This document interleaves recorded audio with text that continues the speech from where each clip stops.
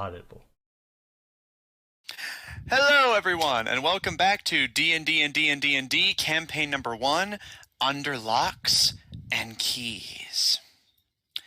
When we last left off, the party finally made their way to the Dark Elf Underdark city of Ostiliant, the ancient Dark Elf city-state that is considered one of many jewels of the Underdark. However, on making their way in, exploring the upper-class wealthy district that hovers on a plateau above the bejeweled city of darkness, the party, in an attempt to find somewhere for them to sleep, accidentally triggered some magical defenses, accidentally in large quotes, that attracted the attention of the local guard, who promptly, while the party scrambled, placed Paul and... placed Grelog and Ivaebhin under arrest. I was thinking of Paul just because he was the one that triggered the traps. However, this may not be too far against what the party would want. As the two glamoured party members are dragged off, they are being taken to the same prison that those who go against the Boomer Gangers are taken to. The Claw, a tough, difficult prison that overlooks a Underdark trench. Supposedly, where a close friend of Ivaebhin is being kept. So, with nothing more than a signal to Paul and the twins to indicate that a rescue is to be expected, the two were taken away. Asari, separated from the group, eventually came back to find the streets empty, as the guards had already taken Grelog and Ivaebhin away, and Paul and Flower and Fall find themselves being approached and hired, in a more or less sense, by a dark elf male, the first one they've encountered since coming down here, who claims to be part of a sort of underground rebellion that can assist the party in getting their allies out of the Claw, if the party is willing to help them get their allies out in turn. With that said, I think we will start with Ivaebhin and Grelog. Oh shit, right out the gate. Yeah.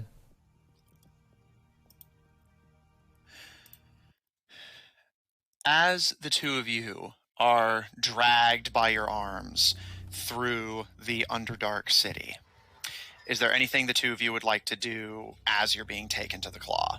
There's many things I would like to do, but I'm pretty sure my options of what I can do are pretty limited right now. Yes, but given who is being captured alongside you, I don't want to just assume that you guys are going to do the rational thing. So, with that being said, I will slightly amend my statement. Then, Grelog, is there anything you'd like to attempt?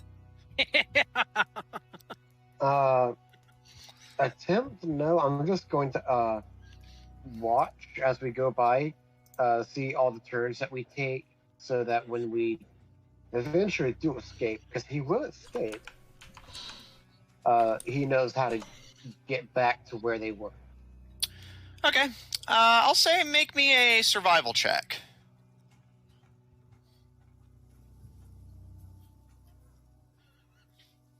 I believe you have dark vision, so you won't have disadvantage on this. I don't have dark vision. Oh, so you will have disadvantage on this. This whole city is dark. I couldn't remember.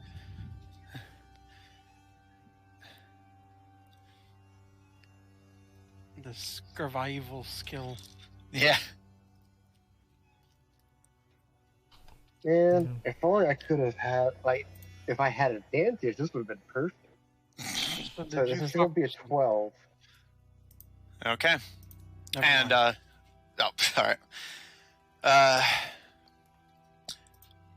Ivaebhin, you simply wait patiently. You're an elf. If there's one thing you can do, it's wait.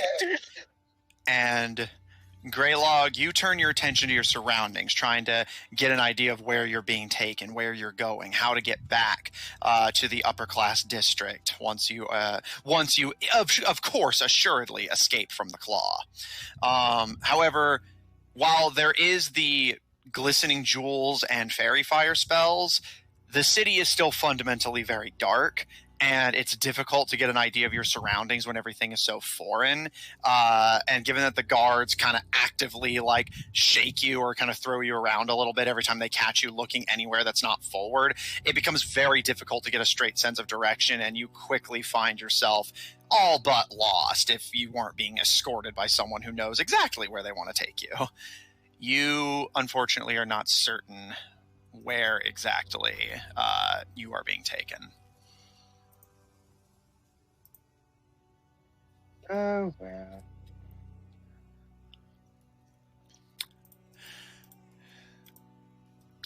As you all are taken, you go from the mostly empty upper class areas to the more central, denser, more populated parts of Ostiliant. And Ivaebhin, your memories of this place are hazy at best. Many of this you have no memory of at all. While there are some, if you want to try and recall better, roll history. I'll say, okay, I'll tell you what. No, I mean, Maybe. should I roll a wisdom save? Oh, yeah, sure, go for it. You know me, always in character. Mm-hmm. It's gonna be a dirty 20. All right. You manage to maintain your grip, so to speak. Luckily, while this area is familiar to you, it's not as associated with your family. Your family mostly lived in upper class parts of the city, and looking around, while you don't recognize everything, you do have at least a vague sense of where you are, again, just from hazy childhood memories. The place you're passing through right now, that's just surrounding the central market bazaar of Ostiliant, is not necessarily the upper class district for the Dark Elves, but the upper class districts for the lower class. Essentially, those who are effectively middle class. Because they are Dark Elves or men, they can never achieve true status. However, they are not considered lowly commoners or slaves. Looking around, while you do fundamentally see mostly Dark Elves, you actually get glimpses of a few other species. Among the slightly less well-kept, but still decently clean and habitable tunnels and chunks of the cavern and streets, you see alongside the Dark Elves the occasional human and even the occasional orc living alongside the Dark Elves. And while, again, they do have not necessarily achieved status, the fact that they are not being kept as slaves certainly speaks to some degree. Perhaps they managed to buy their freedom. Perhaps their owners simply parted with them. Perhaps, given that the Dark Elves have a tradition of not passing down property if the bloodline dies, perhaps these were simply people owned by families that are no longer around, and thus nobody else can lay claim to them. Whatever the reason, these people can't or won't leave the city and live among the Dark Elves as equal as any non-Dark Elf can get to them. Overall, they're not oppressed, not in the traditional sense, but you do get that kind of sense of limbo-esque macabre. That sense that things... religious tolerance. Yeah. Similar to religious tolerance. Yeah. This is where you don't have rights, but you're tolerated. Yeah. And you very much get the sense that these people are essentially just taking what they can get, so to speak. But while things could be better, they also could be worse. Worse comes in the form of the district surrounding the claw itself, which you start making your way through as you hit the end of your trip through the middle class areas.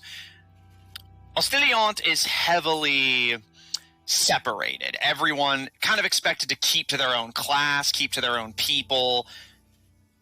And looking around, while, again, it's not slums. It's not this, like, awful, terrible place, at least not in the obvious way. Looking around, you definitely get the sense of as much poverty as could exist in a city this well off.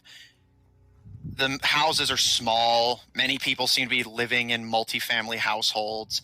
There are many dark elves here, as well as non-dark elves who simply don't have the wealth or status to move up to the higher districts.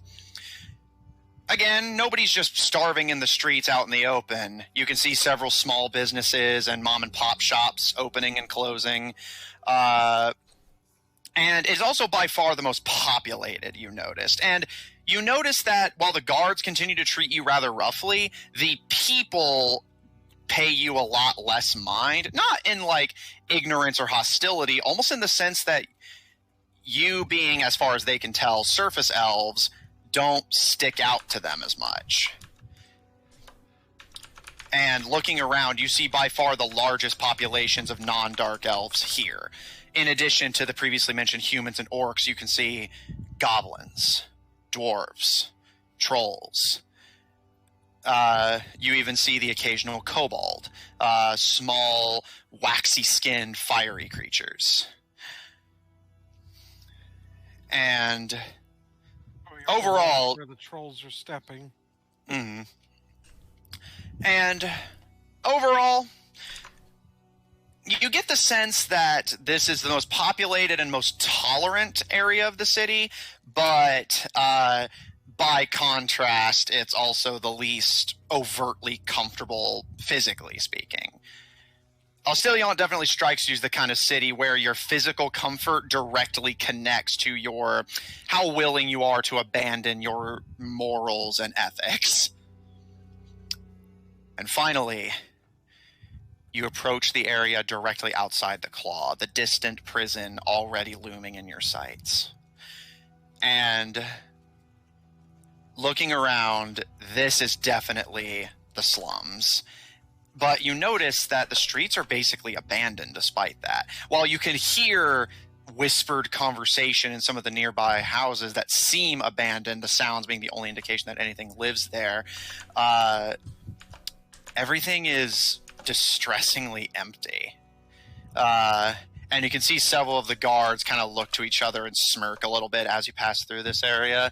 And this whole area has a distinct horrid rot smell. The smell of fresh bodies. Eventually, Smells like a damn calling out here. one of the guards dragging you kind of gives a low chuckle and...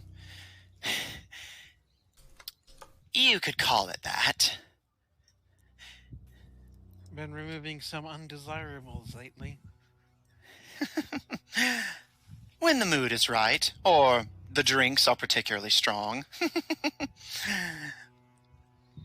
We try not to make a habit of it, but, well, it's not our fault if they happen across us in a bad mood. Can't help but notice how, for a while there, the number of people we were seeing kept going up, the worse the conditions got. Not everyone can be nobility, Sunblood. If they're not of noble birth and don't have the wealth to correct that standing, then there's nothing to be done about it. The ruling council is already doing them the good grace of providing them shelter and food. The least they can do is stay out of our way. Well, you don't run out of bread.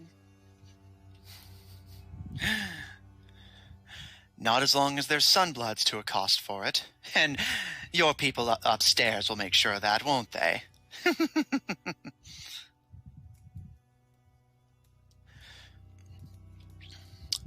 The two of you are dragged before the Claw. You can see how it got its name, at least at an immediate glance. The building itself is shaped with that kind of curved, angular design, like a massive draconic claw was ripped off of the hand of a massive beast and placed into the ground. Horizontal ways, not vertically. And as you approach, you're effectively taken to what would be the root of the claw, although you can see the building curves conspicuously towards the trench and thins the further you get, or the closer you get to that area. And Grelog, kind of taking a look around as much as you can without being noticed and smacked for it, you notice that the trench itself is a lot more populated than you expected it to be. Not necessarily prisoners from the looks of it. You can see what appears to be a young dark elf child dressed in rags, who is currently holding their breath with their cheeks kind of cutely puffed out. And you can see they're on the opposite side of the trench from you, but you can see what appears to be their young friends on the other side of the trench, calling and counting in what sounds like undercommon, counting upwards. But then as you can see the dark elf's face beginning to darken, they finally start to hover as if levitating back to the edge of the trench before gasping and taking in a breath and falling to the ground, and all their friends give a cheer and whoop and holler. It appears like they're playing some sort of dangerous game where the loser falls into the trench. And Grelog, as you kind of peek over the edge lightly, that fall would be fatal. There's no question about it. You can't even see how far down it goes before your vision simply refuses to adjust to the lack of light. Although at the bottom, you can see what appears to be the light of candles, but that's the only source of light you get. And what those candles give off does not reveal much. And the It's just claw, gonna say- what is it made out of? Real quick, Ivaebhin? he was just gonna say, considering this part of the city, you'd probably cheer if they fucked that game up. The guard glances to the kids and kind of scoffs a little bit, and we would never cheer for the death of our own kin. Unfortunately, as much as we tried to discourage the playing of that sort of game, there's little that can be done about it. It's a popular pastime among the children, and if any fall, we immediately launch a patrol to go and rescue them. I don't know how deep that is, but I have a feeling there's no rescue needed for that fall, more of a recovery. The woman smirks and kind of shakes her head. You saw them levitate, didn't you? They're gifted. They possess natural inborn magic. And if that magic can get them over the trench, it can help them survive the fall. Adrenaline and survival instincts are powerful things. And even if they injure themselves, we can at least make sure they are retrieved and treated. However, and you can see them smile a little bit, there is the occasional accident with non-dark elves, but they just aren't as gifted as we are. Nothing to be done about it, I'm afraid. It's just a short drop and a sudden stop, if you're lucky. And Grelog, as soon as that's said, you feel someone push sharply at your back, and you almost fall before one of the guards catches you, and all the Dark Elf guards just start laughing as if even you saw one of the guards push Grelog. And it seems like they really could have cared less if he had actually fallen over the side. So, Matthew, What's up? does Ivaebhin remember how serious some of the punishments were for the male Dark Elves? Make a wisdom save. Yeah, I had a feeling that was gonna come. I've been doing okay with it so far. 30. No, wait. Hang on. Is that a 6 or an 8? Okay, dirty 20. Make a history check.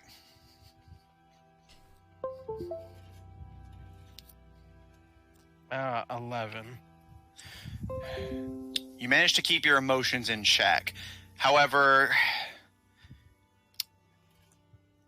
most of the punishments were kept within your family. You weren't really exposed to what happens to those outside of the nobility. However, if it's anything like the punishments you received at home, there were beatings, lashings, even threats of castration.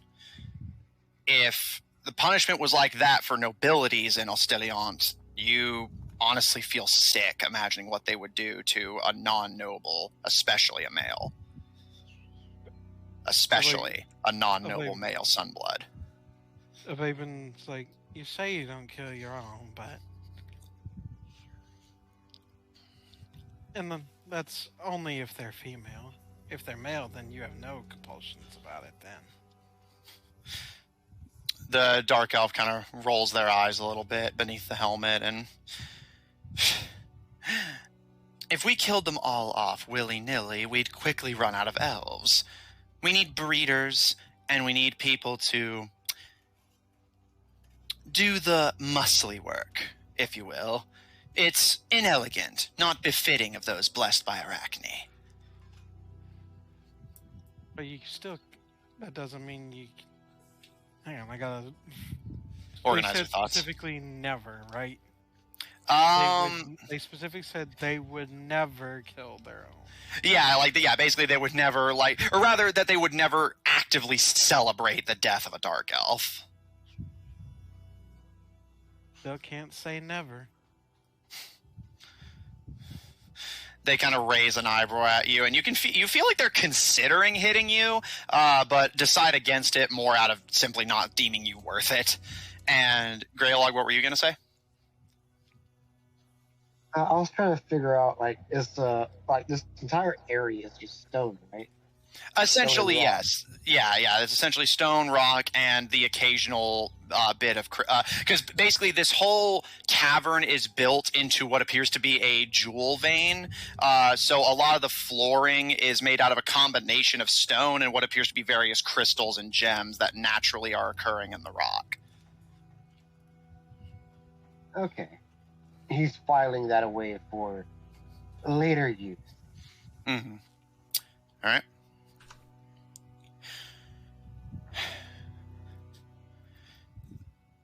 The guard that was speaking to you, Ivaebhin, approaches the claw-shaped building of the prison and knocks on the wooden door. And after a moment, the door slides open with one of those little eye ports. And they have a whispered conversation in Undercommon with each other. However, Ivaebhin, before you get the chance to listen in, one of the guards, who you recognize as the one who had wrestled Grelog out of the ground, puts a hand on your shoulder and speaks loud enough for the two of you to hear. Either of you know anyone who's been to the Claw before? It's a possibility. Nah. Just to be on the safe side, I feel like you should be informed. I know how you men are. You get these funny ideas in your head about how the world works, and it's up to us to make sure it's corrected. She gestures over your shoulder, Grelog, and you find your gaze once again drawn to the almost suctioning gaze of the trench below you. The way our beautiful little facility is constructed, your cell will be directly overlooking that pit. And even if you manage to get your way out of your cage, there's nowhere to go but down. And even if you survive the fall, do you know what that trench is? No. Is it volcanic? No. Much better. We call it Walumva, which both of you speak Undercommon, I believe, yes? I do. You would both recognize that as being Underdark for the whole of Vermin. Stuff is down there. Is it full of underlings? Not underlings. It was full of halflings once, but our inquisitors took care of that problem. All it's home to now is rats, bugs, spiders, all sorts of nasty things. And they are quite hungry. Whenever we go down there whenever we have to go down there to rescue a slave that wanders off or rescue one of our own that fell in, the things we've seen them do to bodies. Imagine, if you will, you're wandering in the dark. You can't see. At best, you can only see 60 to 100 feet in either direction. Not a whole lot for a chasm this deep and this big. Just as your food starts to run dry, you're starting to dehydrate. There's no way out, no way back up. You start to hear the chirping. Little beasts begin to follow you. And they outnumber you over 1,000 to 1. Imagine locusts the size of your arm slowly eating you alive. They start with your back, you know, so that you can't just pull them off. Then there's the worms that inhabit the ponds. I hear they like to start with the head. You get swallowed alive to be digested screaming. And then, of course, if you escape all of that and start trying to work your way up the walls, there's the wall dwellers. Massive crustaceans that will reach out their claws and pull you in. And she makes a motion with her hands of her hand snapping around something. Dragged into their hole, screaming. And then, of course, there's a crunch, and the screaming stops. I think the two of you would do well to remember that. No one escapes the claw unless we let them. And even if you do get away, there's nowhere to go but down. And down, well, you'll find the vermin are a lot less forgiving than we are. If there's no way up or down, how do you go down there to get people out? She gives a smile and pats you on the head. Of course, a man couldn't understand it, but my people are gifted. We have magic.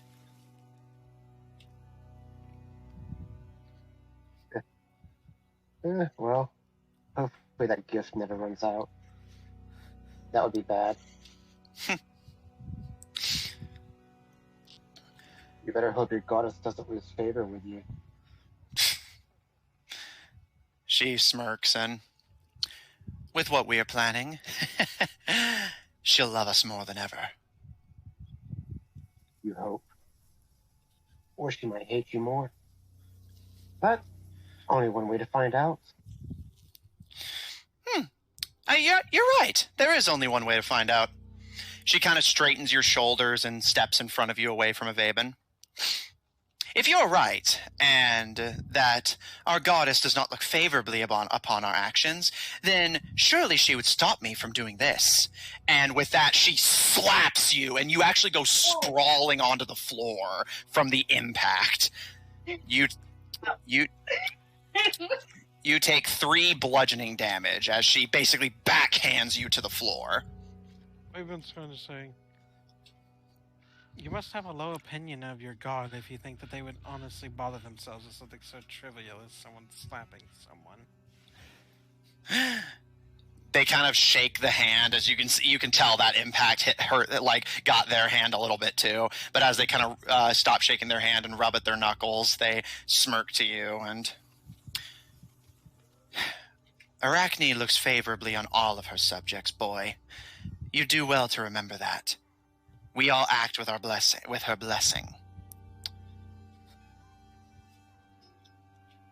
For now. Perhaps I should make an example out of you as well. I got a question, Matt. What's up? Have they ever actually heard from their goddess? Or do they just think they have heard from her? Make a history check with disadvantage, because we've already established that you don't know a whole lot about Dark Elves and their culture.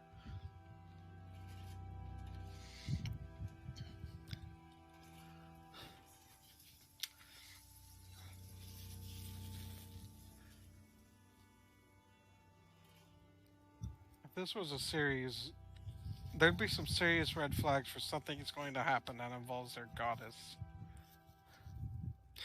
Yeah, and it's not like the story's whole plot revolves around retrieving the artifacts of gods and goddesses. It was a 2. You have no idea. The dice are not in my Honestly, favor. I don't even see why he was allowed to make the roll, because I don't think he could possibly know that. Well, there is some surface world folklore that he could possibly know that actually doesn't involve the Dark Elves directly that I was going to basically throw him a bone with. But again, I gave him disadvantage, and the DC was on the high side. With that being said, as she says this to you, Ivaebhin, and starts to step towards you, the captain kind of clears her throat, and her approach stops. And the captain stands before all of you with the door to the prison now being forced open by the guard on the inside. Your cages await you. Would you prefer separate accommodations, or will a shared room suffice? Do we actually get a choice? Oh, of course. You're going to be held here indefinitely, so it pays to make sure that you're comfortable.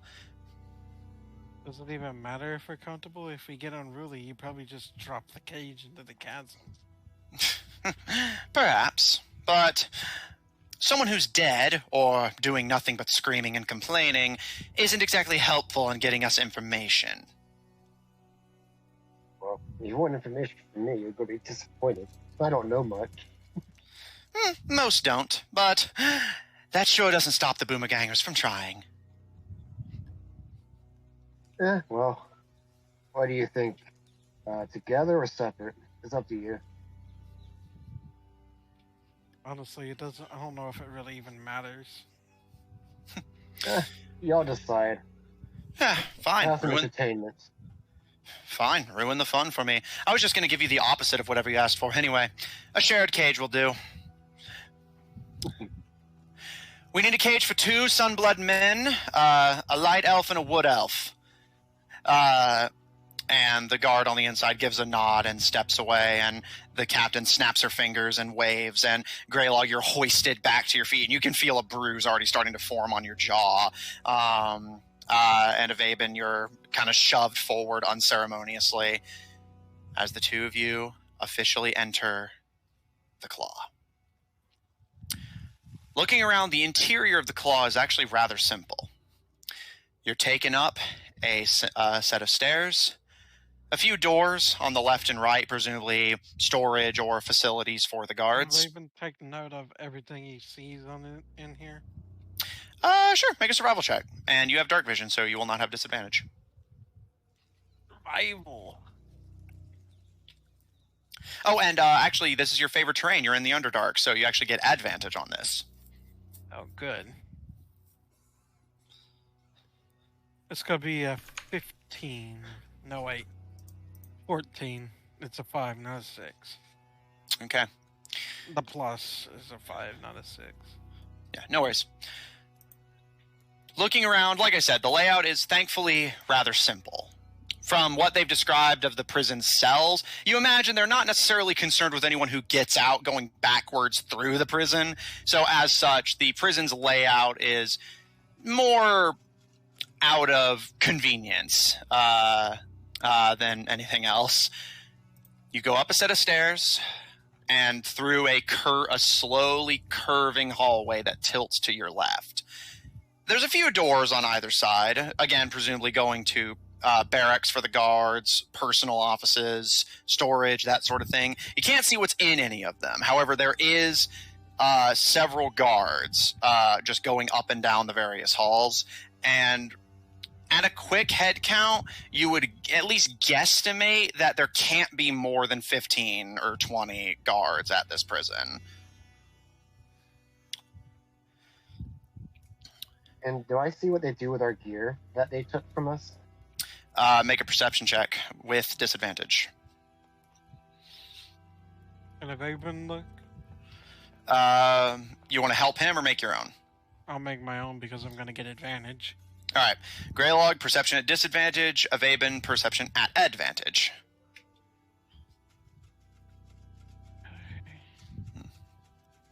That's gonna be a 24. Okay. And that is a 12. Okay. Grelog, you do not see. Again, it's very dark. Ivaebhin, kind of craning your neck a little bit as the guards push you forward. You manage to see that as everything but your clothes, armor, and the things you were able to smuggle were taken off your person. The guard holding them approaches basically the first guard you guys passed that wasn't working the door, and hands them off to him. And he heads down the same way you guys are going before heading in what appears to be one of the doors on your current left. So if you're going backwards, it would be one of the doors on your right. But you almost visibly get frustrated. You can hear the sounds of Grelog's blades and your things being just unceremoniously chucked into what sounds like a pile of things. No sorting, no locker, just throwing them unceremoniously as if they were garbage. Does anybody ever get released from this prison? Not without being food. But once our negotiations are complete, I promise you will be released. Can I insight check that? Make an insight check. Do so as well. Also make an insight check. I need one. But man, Because something didn't sound right about that. 17. Okay. I got a 15. Grelog, you're not positive, but you do still have that feeling of something doesn't sound right about that. Mostly because, frankly, you just don't think they would bother. It feels like more trouble than it's worth to release you, honestly. Ivaebhin, however, you're given the description you recall of the prison's layout, specifically the cells. Releasing you in this context could mean taking you out of the prison and releasing you back into the city. Or It could also mean simply opening your cell door and letting you fall. dropping. Somehow I highly doubt you would go to that trouble. Oh, it's no trouble at all. Just a flip of a switch. And down we go. It's not as bad as it sounds. There's spiderwebs that might catch you on the way down.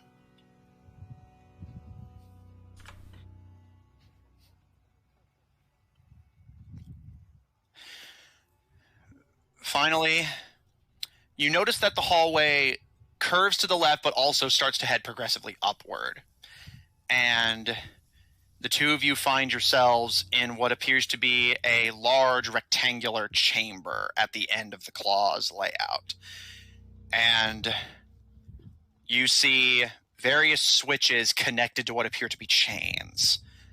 And already some guards are flipping some of those switches, and the chains are getting retracted. And as those chains retract, a cage that's pretty small, only at best it would fit one person, but it's pulled up to the surface and kind of set up, standing up straight and opened. And Ivaebhin, you are pushed forward towards it.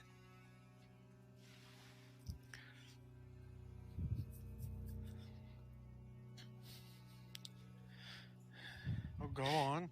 All right. As you're shoved unceremoniously into the cage, Grelog, you're pushed towards it next. And as you're shoved in along with Ivaebhin, and they quickly slam and lock the cage shut, the two of you are struggling a bit for room. And eventually you realize that there's basically no way for the two of you to be in this cage without being constantly touching each other. So you're either going to have to basically like squeeze up elbow to elbow or back to back. There's not really any other solution without pressing your fronts against each other, but that's less than ideal for a lot of reasons. Yeah, I guess we'll just have to be like... I guess we'll just have to depend on what we're looking at any given point. Mm-hmm. Well, It's been fun, Sunbloods, but I have my patrols to get back to. The guards will look after you.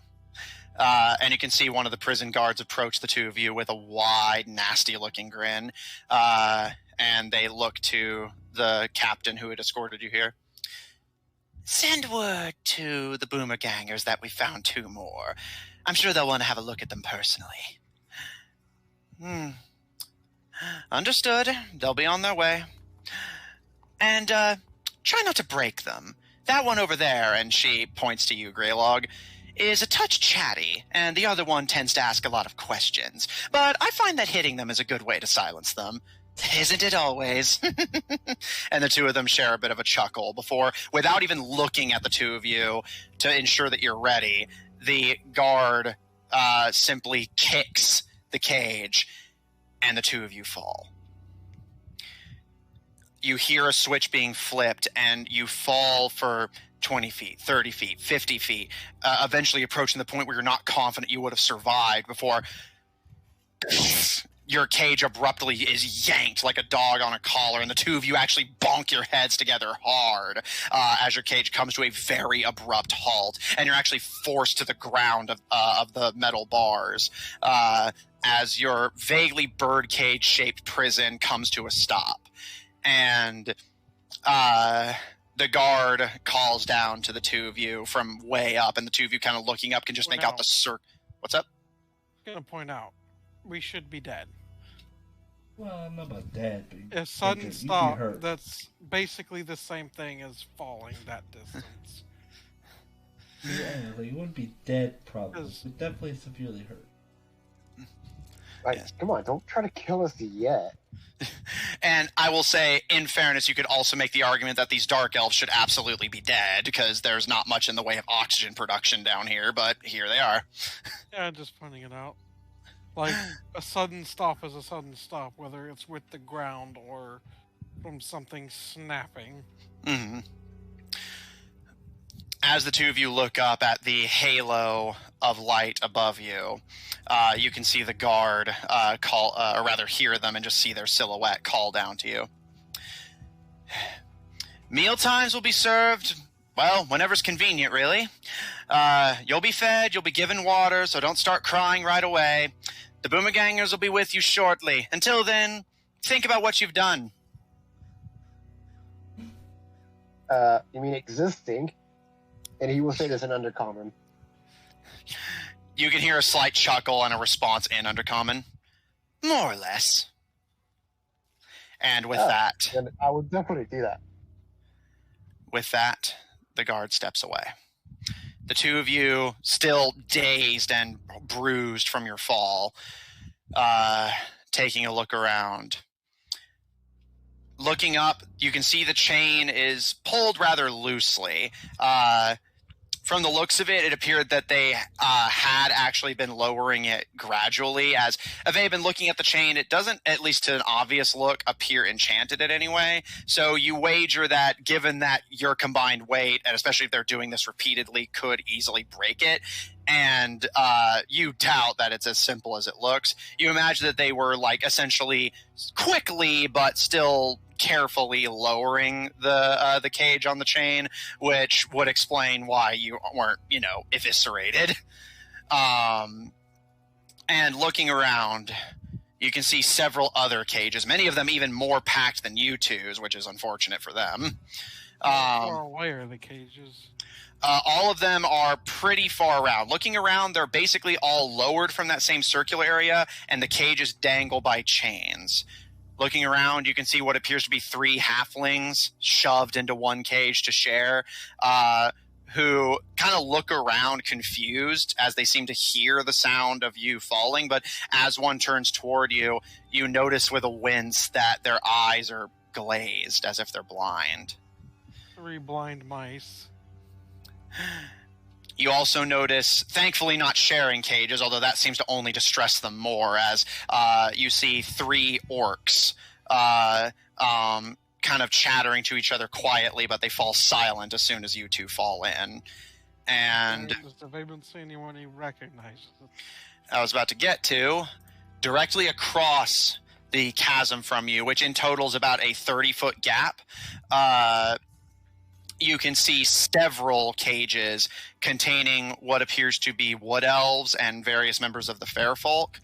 And one who's just huddled up in a fetal ball kind of looks up curiously, and as your eyes adjust a little bit, less from the darkness being a dark elf and more adjusting to, again, the concussion you basically just got from Grelog's head, your eyes adjust and you recognize the wood elf in the fetal position, who kind of... like sitting with his knees up kind of way? Yes, but also on his side. I guess that's the only way to fit in these damn cages. Yeah, well, you do notice he has more room than that, and you can't see any immediately obvious injury, but yeah, granted, he's 30 feet away from you in darkness and curled up on himself, so you don't know. But as he turns his head up to look at you, as you kind of tilt your head to match his angle slightly, you recognize your companion from the village. You all Selukr, the wood elf child of political, less nobility and more just political significance, something akin to the child of a mayor, who squints at the two of you, not really recognizing you, but as his gaze falls on you, he gives a somewhat weak-looking smile, and... Are you from Sherwood? Okay. Can we even hear each other? Like, we're kind of 30 feet's a big distance. Yeah, but bear in mind, it's a cavern, so it's kind of echoey. And most of the other prisoners aren't talking at this point, because they're all just looking at you. Yes. Yes. In a sense.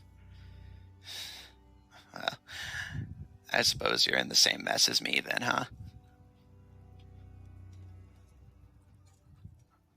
Why? I think I heard about someone leaving one of the villages. Yeah,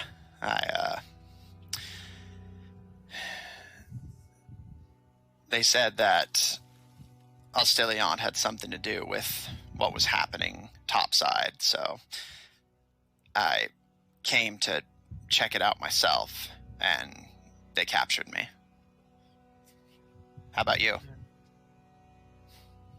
I came down here looking for someone I know who acted very rashly.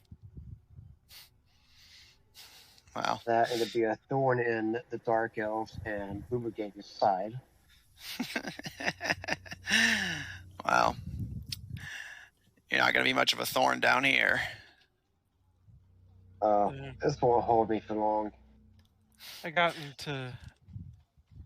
There was some trouble the first time I came home. Been a while, and I heard something about my friend coming down here to try and figure something out about it.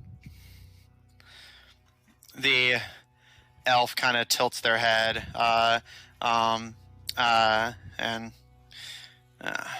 any luck finding them?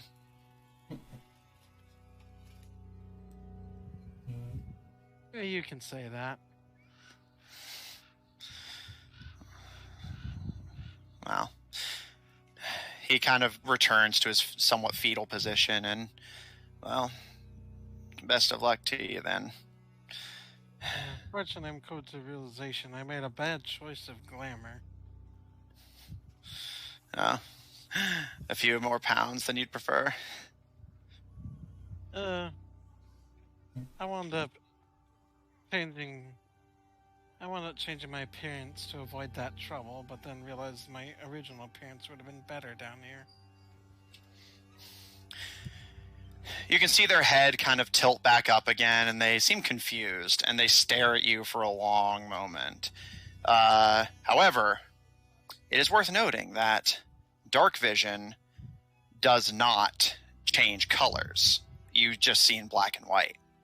So as a result, given the specifications you made to your glamour, to someone in complete darkness who can see through it, you look the same as you always did. He stares at you for a long moment before his eyes kind of widen, and... Ivaebhin? Oh, you figured it out. Let's Paul. just see how long I could have made this game go on for.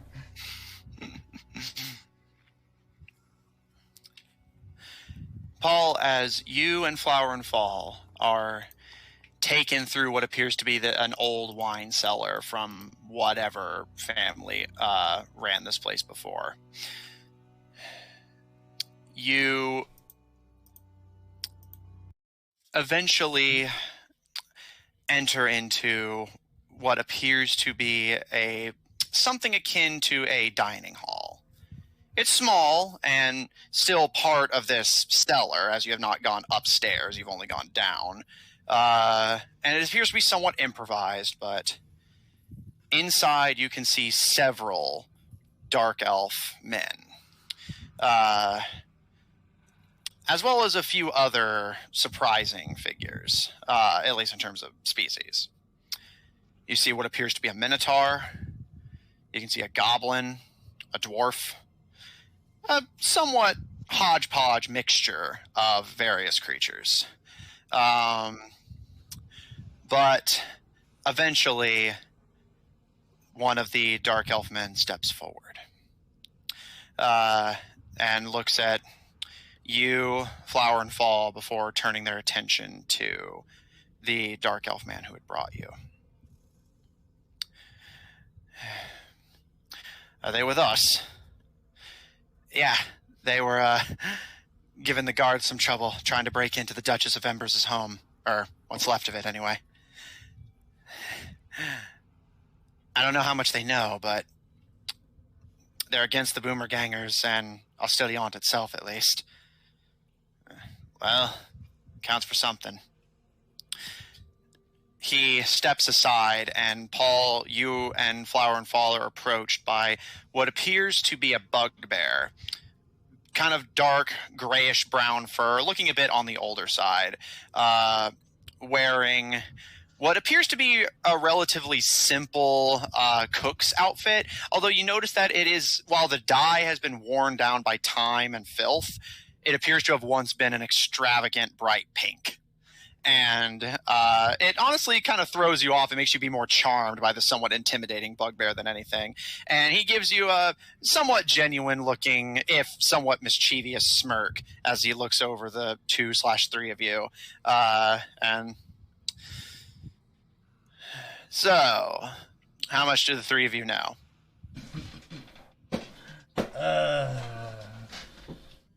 Honestly, not much. We know that there's a deal going on. For the most part, that's about as far as our knowledge goes. All right. Good. I like them pliant. I'm kidding. Come, sit at the table. I'll bring you up to speed. I guess Paul will proceed to sit. Flower and Fall sit crisscross applesauce on the table in front of you, and the bugbear sits across from you as the other. Applesauce. I haven't heard that in years. Bitch, I say it all the time. And you say that every time I say it. And the other creatures and dark elves begin to sit just around you all, almost as if there's this sense of not necessarily deference, but curiosity. As the bugbear crosses their arms and leans back, and you can see them cross their legs under the table. Again, they're a rather large fella, so the movements are fairly broad. All right, so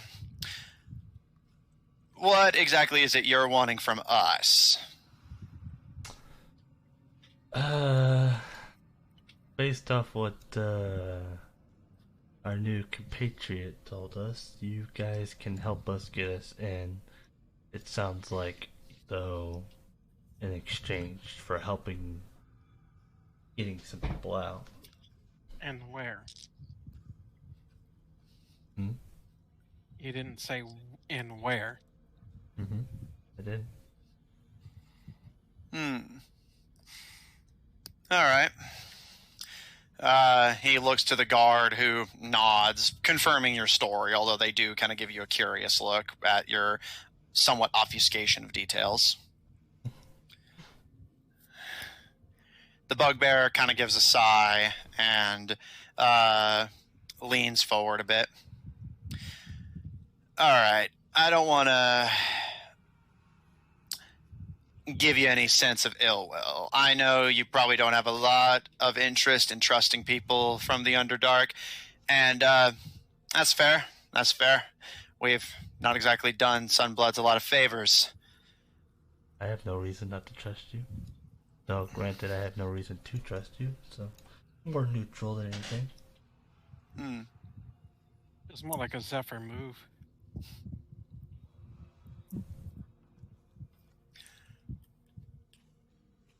Separate moves would be like, I don't trust you at all, and I'm gonna believe that you're gonna kill me at any moment. So yeah. No, I mean just I'm going to not say where because I want to... because reasons. Paul is just like, he doesn't see any reason to explain it. All right, so let's say I can theoretically get you where you want to go and get the people you want out of wherever you want to go. What would we get in exchange? Well, like I mentioned, it sounds like y'all want us. Based off, again, my friend asked us if we can help y'all get your friends out. Ah, that'll be the Claw then. Yeah, that's an operation we've been planning for a while now. In truth, we were hoping to wait a little bit longer. Whoever it is the Boomergangers are looking for, they know where something valuable is, and my boss wants to make sure we get our hands on it before they do. We're also trying to see about obtaining said item, but frankly, so you know what it is.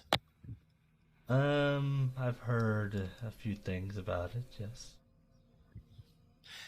He gives a smirk and leans forward, and you can see him uncross his legs, which gives him a much less personable and far more intimidating air, as him leaning forward and broadening his stance only serves to highlight the size difference between the two of you. And if you're interested in finding it and you know what it is, I'm also going to take a wild guess here and say you have an idea of where it might be. Sadly, that information has not been acquired. We have asked, but to no avail. He kind of gives you a slow nod and, I see. Oh. He kind of scans you up and down, you can tell he's trying. If he was a D&D player, he'd be making an insight check, and he kind of looks you up and down before. And if we got these friends of yours out and you help us get our friends out, would it be possible to share the spoils with us?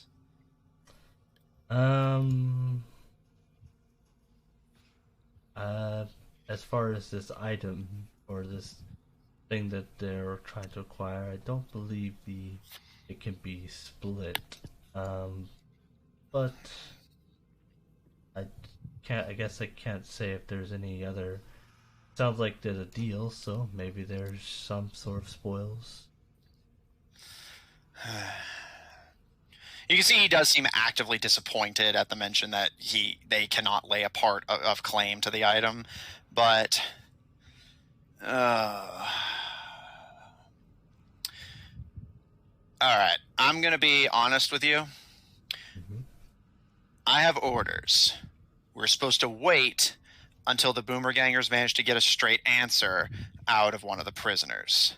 And if we figure out where the item is, then we were going to take it and then get everyone set free. but something tells me that you're not going to be as patient as we are.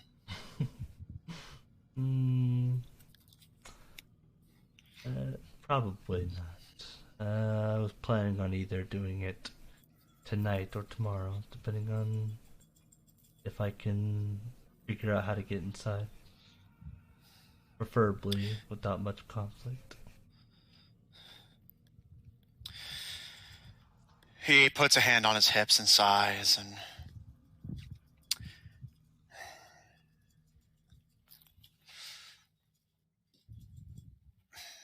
all right. How's this? You help us bust our men out. We'll help you bust your buddies out. And first one to find this magic treasure is the one who gets to keep it. We find it first. You don't come after us, but you find it first. I'll make sure my boss knows that you want it fair and square and that there's no need to, send assassins after you or take it from you and kill you in your sleep, that sort of thing. Does that seem fair to you? It does. It seems like a very intriguing deal there. May I ask why you want this? He kind of looks you up and down and eventually speaks somewhat cautiously. Like I said, my boss has something of an interest in collecting magical items. And more importantly, he wants to make sure he has it and the Boomer Gangers and the Dark Elves don't. Now, we'd be willing to let you walk away with it because, it's not them. Although, if you know what it is, then you must know what it does. I know one of its functions. Though how it, I know it functions in a way, but I don't know too much about all of its functions. I don't know much about it, just little bits and details here.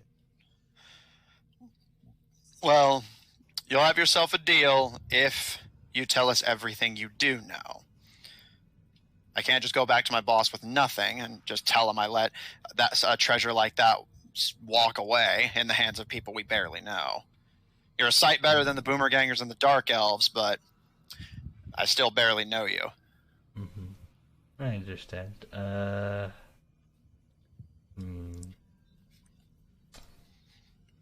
I will say, it does seem like this knowledge would probably the knowledge will not be favorable to you, I will say. You live down here, you start to make a life out of hearing bad news. Give it to me straight. Alright. Well, the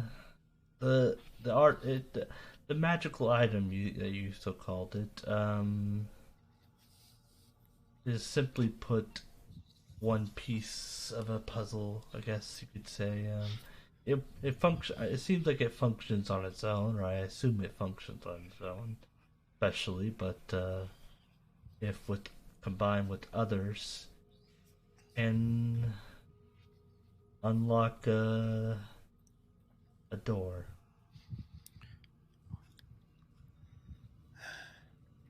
The godly doorway. Sounds like you're at least somewhat familiar. Through the stories, anyway. Said to be somewhere in the Underdark.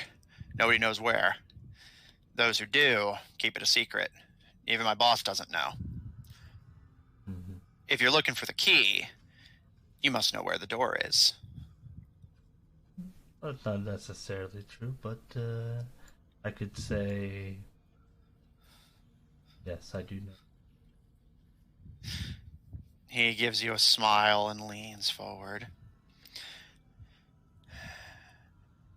Where is it?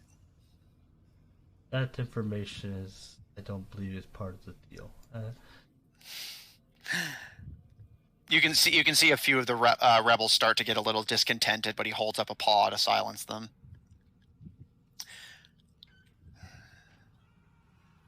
So the godly doorway's real. Whatever the Ostiliontir and the Boomer Gangers have is part of one of the keys. Mm-hmm. Is that the only key you've found so far?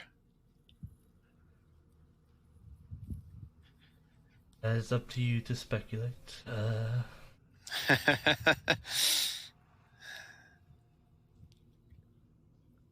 But as far as whoever gets it first, I cannot say for my entire group, as well, they are more inclined to be more forceful. But as for myself, I will kind of like give us a sigh. I will respect this deal. Flower and Fall both nod enthusiastically, and you can see the bugbear actually kind of tilt their head, seeming genuinely surprised. And after a moment of consideration, all right, may I make a suggestion? Mm-hmm. You tell me if you have more than one key. You don't have to tell me what they are. You just have to say how many you have, how close you are to getting the doorway open. And if we get your friends out and we both live to tell the tale, you tell me where the door is. If something happens to me or something happens to you, then the information dies with you, and I won't come after you and your friends about it. Knowing that it's real at least gives us a reason to search for it, and that'll alone be enough to make the boss happy. He's always been looking for some new adventure to go on anyway.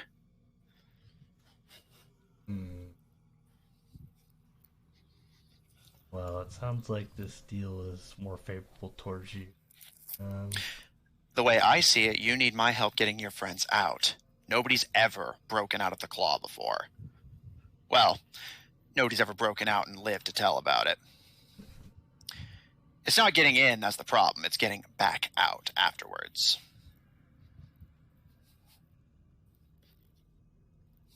Well, I'm being honest. This deal seems like more towards you, as you seem to add more and more to this deal. Well, you just keep saying more and more things that interest me, big guy.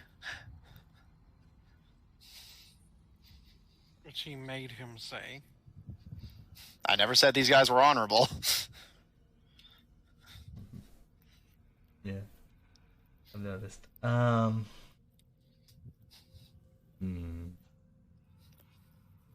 And so, simply put, you want me to add on top of all the stuff of whoever gets it first.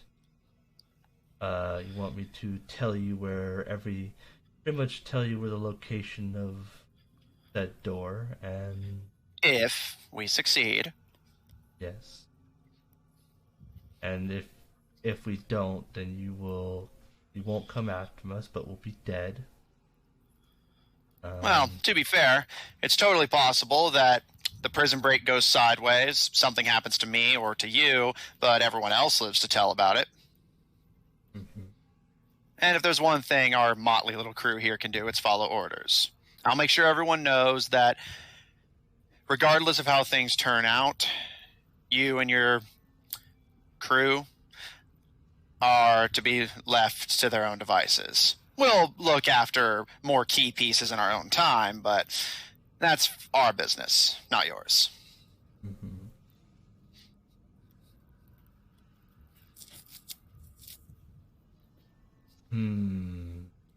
Well, Paul's not very bright, so The bugbear stands up and starts to walk across the table, or like around the table, and approaches you with a paw outstretched. Paul will somewhat hesitantly, but will take his paw. As you do, he, not super harshly, but pulls you in to whisper to you, "How many key pieces do you have?"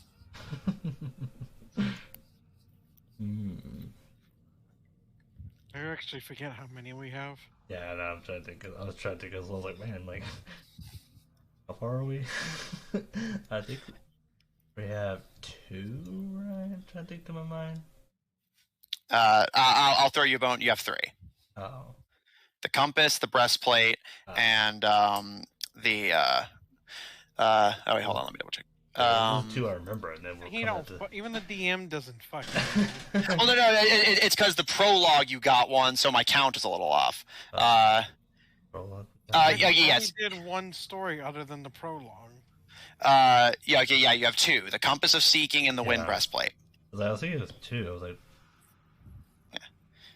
yeah. But either way, on the 3rd. Yeah, that's what confused, because I was like, okay, because of the prologue, you'll always have 1 more than what chapter it is. But I got confused because I knew we were on chapter 2, so I was like, oh, so that means they have 3. No. Right, so we'll have 1 more than the chapter be completed. Yeah, that's what threw me off. So yeah, you have 2. We'll have as many as the chapter we're on. Okay, so yeah, so you have 2. Because normally we'd be 1 behind. Well, Paul will think about this. Well, you already shook his hand, so. Yeah, but you can still lie. Tell the truth myself, no.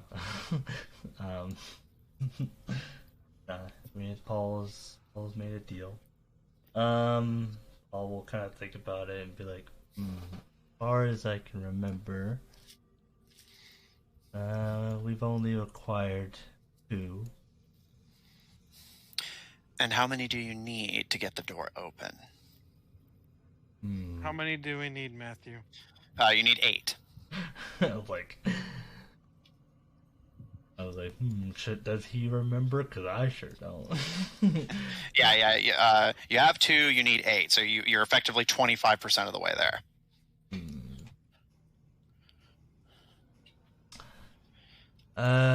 But he's not gonna go that far. If I remember correctly, there were like around 8 little holes. All right. He steps away from you and pats you on the shoulder. Good lad. All right. So I will say, I would hope you a little compensation for that extra information. Oh. You asked for more information. You didn't have to tell me. True. Yeah, you already told him. It's too late to fucking negotiate. But I'll throw you a bone. What'd you have in mind? Well, I would like for you to at least tell me, how are we planning on getting in and out of the... He gives a smile and nods to the rebels who start to get up, not like hurriedly, but they seem like they're just retreating to their quarters to grab something. And as they leave, he turns to you with a smile. We have a few different plans. I figure you might be curious to hear some of them. We have a few allies from the old days who'd be willing to dig us a tunnel above the claw.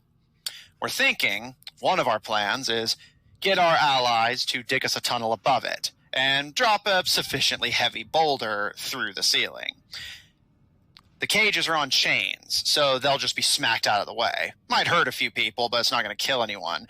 And that creates an opening. It'll kill the spiders nesting below the claw, which means that we can then descend and get everyone out through the hole we just made, rather than having to fight our way through the guards. That's plan A. Okay. Plan B, we go the other way. We have the capacity to climb on walls when the need arises. We can pass that on to you, and we go up through the spider nests and approach the prison from below. That means we'd have to fight our way through the spiders or sneak our way past them, and we'd have to fight our way through the guards if your friends aren't capable of climbing on walls either. But we have the element of surprise. The guards won't see us coming.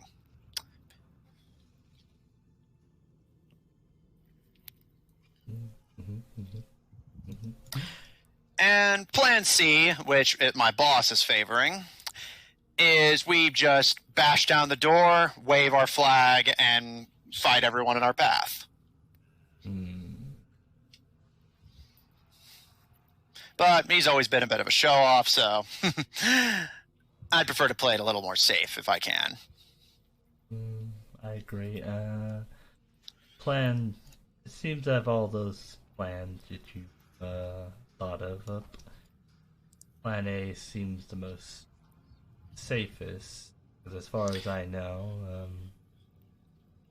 my friends in there do not have this capability of climbing on walls. All right. Anything you want to contribute to the boulder dropping part of the plan, or do you want to just wait down with the forces on the ground to get your guys out once the boulder's been dropped?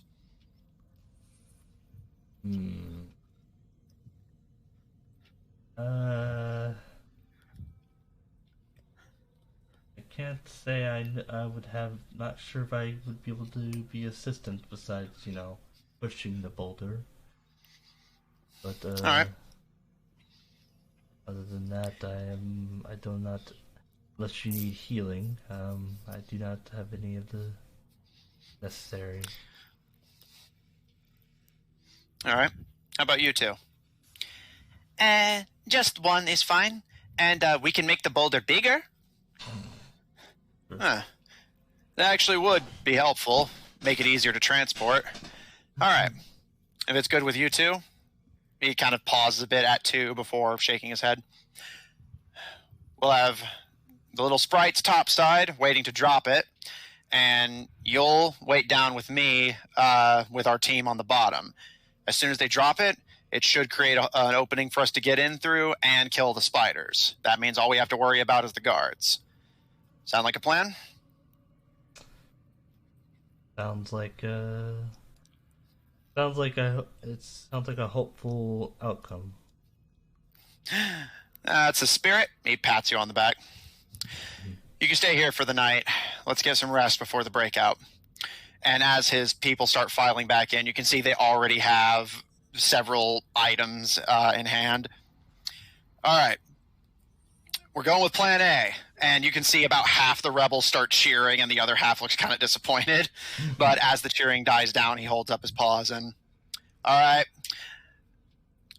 Team A, and he points to the half that had cheered. You guys go head out into the tunnels and make sure our diggers are in position. And you guys just do a quick sweep of the area. Make sure they haven't stepped up patrols. If they don't see us coming, all the better. And we want to make sure they haven't moved the spiders for any reason. And he pauses a bit and then turns to you, Paul. Look, if things go sour and you need a way out and don't fancy your odds in the city, take the trench.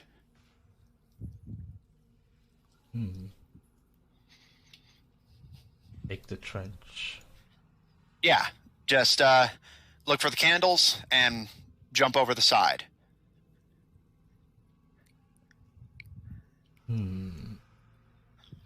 I will keep that in mind.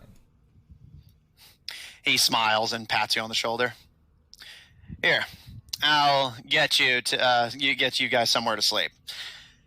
As long as you think your friends are tough enough. Oh, before I forget, we're getting our allies together, and you can see the rebels are already heading out through the stairway to start heading out. You have any allies you want to collect before we go? Last chance.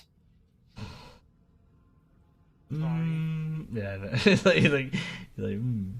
Probably should get them. I think he saw Icarus and not Icarus. I don't know. He saw two of them get arrested, not the third one. Mm-hmm. Yeah, you saw Grelog and Ivaebhin get arrested. Asari just ran off in the other direction. You haven't seen her. I guess that They're glamored as an elf. Does remind me there is one more that I do not know their location. Well, I got nothing better to do. I'll while my guys are getting the pieces together, I'll help you find them. What do they look like?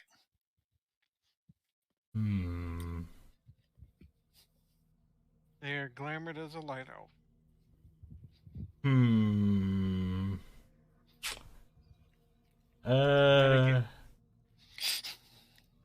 I believe their normal appearance, at least, though I don't know. I do know that they got their things, their looks changed. I don't know how long that lasts, but Illusion magic? yes, or I assume so. I didn't have it myself. Let me grab some stuff from my room. I can take care of that. Yes, I mean, I believe they looked similar to all these other elves, though I believe with lighter skin, but I guess if they, just in case their normal appearance come back, look for a big scaly one. Alright, got it. And as you can probably imagine, best we're not seen while trying to find her. Mm-hmm. I'm a wanted man, and after that little display at the Duchess's manor, you're probably on the list too. Mm. I don't know if they saw you before you came down here, so probably better safe than sorry. I understand. Well, yeah, let me just grab some stuff in my room and we can get going. I have something that can help take care of that illusion magic. Mm. All right, then. All right. Anything you want to do while he's grabbing his things, Paul? Only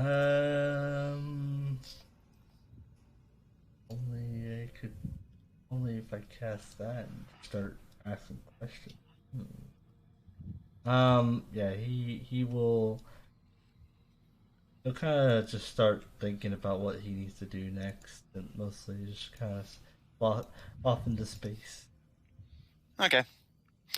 And Flower and Fall, as soon as the rebels, including the bugbear, are out of earshot, Flower and Fall on your shoulders kind of turn to you and...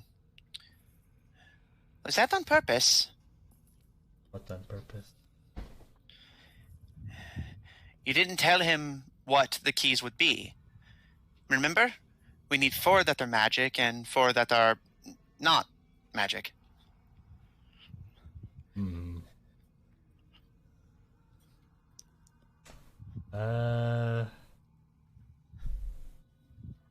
I'm being honest, no. That wasn't... That sort of information slipped my mind. It's okay. We were just wondering. And you can see Fall kind of glance in the direction the bugbear went. Honestly, we probably don't need more people competing with us for it. Yes, that was why I was more hesitant in telling them information, but the information did not really seem worth our comrades' lives. They both nod, and do you think we can trust them? I have no clue. So, we made a deal. If they break that deal, then that's gonna be on them. They both smile and pat your shoulders as they wait for the bugbear to return. Sorry, topside. When you return to the outskirts of the estate, you find the smoldering craters that Paul left in his wake, and your comrade's gone. You are seemingly alone in the upper class district of Ostiliant. As far as you know, because you just ran, so you didn't even see Ivaebhin and Grelog get arrested. So as far as you know, they and the guards are just gone, vanished into thin air. Dead. Could I? I'm just gonna kind of take a look around and just decide to go down to where the city is and try to blend in for now and figure out a plan. Okay. So if you're gonna try and blend, I'm gonna change my appearance because right now I'm a light elf. I'm actually going to change my appearance to being a dark elf. all right. And do you have a spell to do that? I do. Okay. I think I do. Yeah, I'll double check. Yeah, I do. I have 2 more first level that I can do. This guy okay. Yeah, just fuck all the information Paul just gave. Yeah, no, Asari doesn't know any of that shit, so she's just like, okay, Asari doesn't know fucking anything about that. So nope. She's just gonna go into the city and try to find somewhere to sleep and figure out what to do in the morning. Okay. So are you just gonna cut back to them? They're not gonna find her. Right. I'm gonna just find a inn in the city once I change my appearance. Somewhere easy, like, I don't know, like nothing too crowded, but like also kind of like not sketchy. All right, so relatively isolated, but not sketchy. Got it. It's a short list, and it's probably going to be an expensive list that you can't afford. Fine. It's fine. We're fine. It's fine. I'm already formulating a plan, so. Okay. Give me just a hot second. I actually need to pull the prices up. And I need to pull up my character sheet. Because I don't know how much money I have. Oh, I have lots of money. It's fine.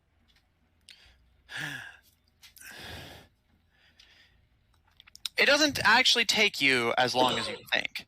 You choose not to go to the more squalid looking areas, as you don't want to risk either running into crowds or running into someone suspicious or dangerous. And being isolated from the entire party, especially Grelog, is really increasing your feeling of isolation and alienation. Mm-hmm. Using magic to disguise your appearance, you make your way down the path through the fungal forest that separates the aristocrats from the rest of the city, and you find yourself in Ostiliant proper. However, coming from just outside the fungal forest, you're still in a relatively well-off place. Mm-hmm. And you note with some degree of discomfort, you notice that there's a disproportionately high male population on the streets, and you initially can't put your finger on why, as you know how dark elves tend to feel about men, until you notice as you're passing by a pair of dark elf men on a corner give you a "Going my way, sweetheart!" I'm gonna flick them off. I actually have the balls to do that with dark elves. Sorry, it surprises you until as you're flip them off and pass them by, just like, come on, we all gotta make a living! Well, they're prostitutes. I see. Yep. I see. Maybe later. I'm gonna just keep walking. Yeah. And you get this really chilling, uncomfortable feeling as you start making your way through the upper class streets of Ostiliant. Not quite the ruling class, but definitely the wealthiest. Right, and I mean, I look the part. Like, I mean, I've got like dark elf skin. I've got beautiful long hair. You know, I could pass. And to that end, the Dark Elves actually do not pay you much special attention, although several more, yes, as Austin very delicately observed, entertainers attempt to proposition you. However, you notice they don't have to wait long. It doesn't appear like they're hurting for work. You actually find yourself having to avert your gaze from the women you're sharing the street with occasionally, as you pass by one woman dragging a dark elf man who's walking on all fours, garbed in absolutely nothing but a leather collar and chain. Lovely. I'm going to actually walk up to her. I have a question for her. All right. As you approach her, I'll ignore the pet and just look at her. Sorry to bother you, but I've kind of lost my way.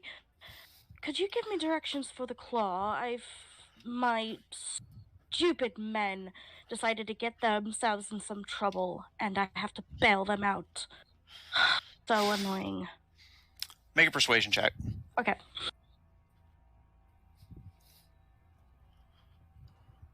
Better not fuck it up.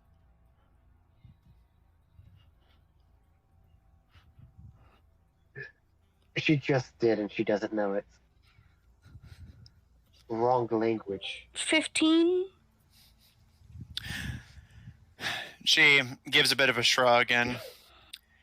You're probably not going to have the best luck getting someone out of the claw, but, well, if you have the money for it, the claw is just... And she points, kind of takes a second to find her own directional sense for a hot sec before pointing.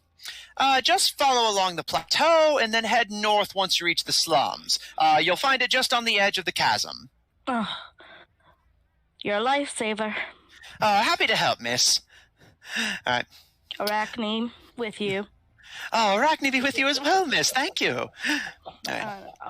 I hope your man is still in one piece. I'd be happy to help you find a replacement. As I walk away, I just kind of chuckle. You can't lose what you don't have. Your head. No, you've got me there. All right. Come along, pet. And she yanks on the chain, and the dark elf actually gives like a choked garble before following along behind her. I just try my best to ignore it. And I'll follow her directions. Interesting. So are you going to head to the claw first or go about finding an inn first? I'm going to find an inn that's kind of close to the claw because I need to rest before I'm able to do any more spells. Okay. As you make your way through the rest of the wealthier district of Osteliant, thankfully you don't see as many graphic displays. However, you do see women who are out shopping, and you notice the dark elf men or whatever servants they have following them along are carrying things for them, which is often a lot of very heavy things. And you notice one dark elf appears to be just sketching people that pass by, just working as an artist, but is literally using presumably her boyfriend or husband as the easel, just drawing on his back with like the paper stretched out over him. That's Doesn't hilarious. sound very efficient. It sounds hilarious. As you make your way out of the upper class district, however, things start to get a lot more mellow. You notice a much greater population of non-dark elves begins to be visible. Humans, orcs, as well as the previously mentioned minotaurs, goblins. Right, so like right on the edge between the two towns, because like I don't want to stick out too much. I'll probably find somewhere around there. All right, so you want to go for something kind of middle class? Yeah, like I don't want to stick out too much. Like if it's like too much not dark elf in that area, I'll just go to the middle class. Okay. Making your way around, you manage to find an inn not too far from the bazaar. And making your way inside, it's a little on the crowded side. And and you notice several people already sitting at dining tables and sharing meals. You can see one dark elf woman just talking with a friend of hers while her, again, presumably boyfriend, husband, or potentially slave, literally spoon feeds her between words. But as you approach, you see a somewhat older looking dark elf woman, although granted with elves it's hard to tell, kind of lounging by the counter smoking, using one of those kind of elegant long skinny cigarette holders. And as you approach, you can see she's wrapped in what appears to be some sort of fur boa, and below that this kind of odd looking leather dress, and you can't quite put your finger on what material it is, but she smiles at you as you approach. And so what can I help you with, miss? I'll give a slight bow and a room, if you'd please. Sure thing. Just for the night, or will this be an extended stay? Just for the night. All right. And would you like some entertainment along with that, or just the room? Just the room. No man can keep up with me anyways. She'll give a large smile. Very few can. All right. Your room is upstairs first on the right. And she leans back with a smile and kind of taps some of the ash out of the cigarette holder. And as she takes another drag, she just kind of stares at you, and you pause as she has not handed you a key. Yeah, I'm just kind of like watching her smoke. Dude, can I gather that there's no key? Make an insight check. Insight check. Okay, not bad. 18. Looking around, you don't see any keys on the walls, so if there is any keys, she probably keeps them behind the counter. But you also notice she doesn't seem to be expecting to do anything else. In fact, she seems like to be kind of ambiently curious that you're just kind of standing there staring at her. Well, no, I'll just kind of shake my head. Sorry, I'm really tired. I didn't mean to space out there. That's all right. And if you're interested in a meal, breakfast will be served at sunrise, but we'll likely be having dinner at around the click of midnight. Perfect. How much do I owe you for the night? Yes. Knew I was forgetting something. She leans forward with a smile and holds out a hand. For a room here, that'll be 2 gold for the night. I'll give her 3 gold. Oh, and you're sure you don't want any entertainment? Not for tonight, but some privacy would be nice. All right. I'll see to it that nobody bothers you. And, is there anything else? No, I think that's everything. Thank you, miss. And yeah, no problem. Is there like a key to the door, or? No. Just give it a push and it'll come open. Wonderful. Arachne be with you, and I'll take my leave. Arachne be with you. And as you hand her the gold, your hand kind of brushes against one of these slightly loose sleeves of her dress, and you give a shudder as you immediately realize what the fabric of her dress is. It's skin. I will just try not to wince or make any facial expression and just give a polite smile as I was taught, and just go upstairs and throw up later. All right. And as you make your way up to your room and you give a kind of curious push of the door, it does indeed simply slide open. However, there is a bit of weight to it, and it seems like it'll automatically shut if you stop pushing on it. Which at least gives you some comfort that you would hear somebody trying to open the door and get inside. You imagine that is essentially their version of keeping it locked, as basically, unless you're a super heavy sleeper, nobody's just going to walk in. Okay, so like there's no locking mechanism or anything? Not even a doorknob. It's literally just a slab of stone bolted to the wooden frame of the building.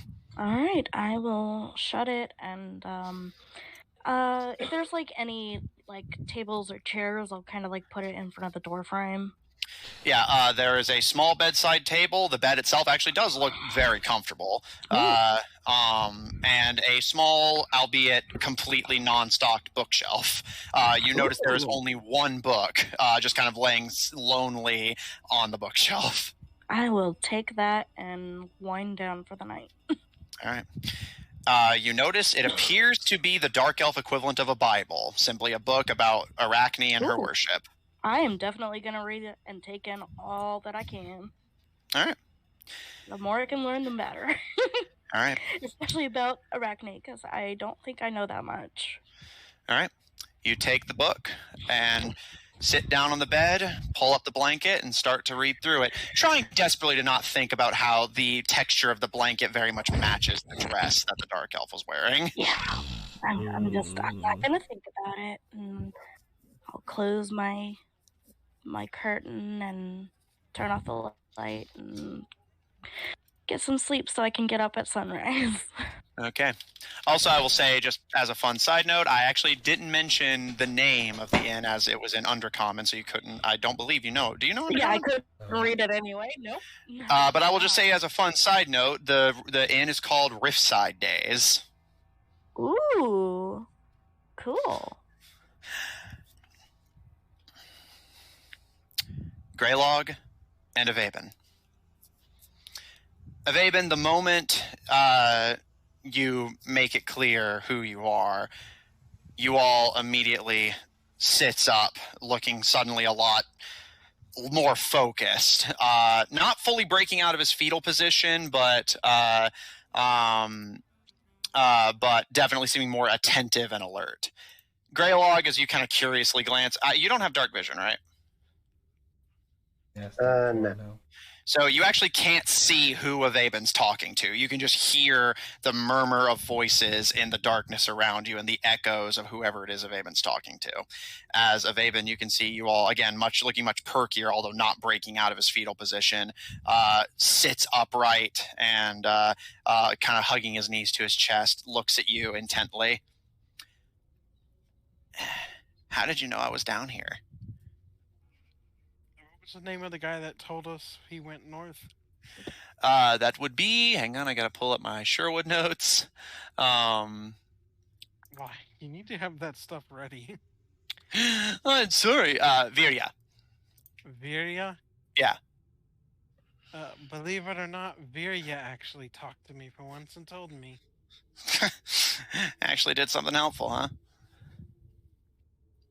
Now, here's the real question. Why the fuck are you down here? He kind of winces a little bit and actually looks genuinely kind of ashamed, and kind of mumbles to himself, but it's so quiet that you can't hear him. But eventually, with some prodding, he speaks up. They were saying all these things about you, that you were a spy and sold us out to Astiliant, and that the Boomer Gangers were going to get whatever it is they were looking for from them and just wipe us out in exchange. I told them that that was ridiculous, of course. We all did, but it was hard to convince them. So I thought it was ridiculous that the Dark Elves would do something like that. I mean, you are perfectly all right after all. So I thought surely if I just came down here and explained the situation, maybe the Dark Elves just didn't know what was going on up here and they would help us if they knew. I didn't realize that they really were on the Boomer Gangers side until it was too late. I was so focused on... just gonna say, and so you came charging down here with your usual thick-headedness. I couldn't just let them say that you were a spy. I thought if not only could I prove them wrong, but get the Dark Elves to help us, that people would leave you alone. But as you can see, it didn't exactly work out. What about you? Why are you here? I'm looking at the reason. I mean, why are you back here? You know... Because because this group I've joined up with, they want the thing that the Boomer Gangers want. Those are the people with the guns shooting everything, by the way. I gathered that much. They explained as much to me while beating me senseless. Are you hurt? Nah. I see you laying there like that. It's been a while since I've seen you laying like that. Being beat senseless. I'm totally not. At this, Ivaebhin, you're actually kind of surprised. It's hard to tell because, again, dark vision doesn't show color, but you can actually see his face darken a little bit, and it takes a second to realize that he's blushing, and he kind of hesitates, and I'm not hurt, if that's what you mean.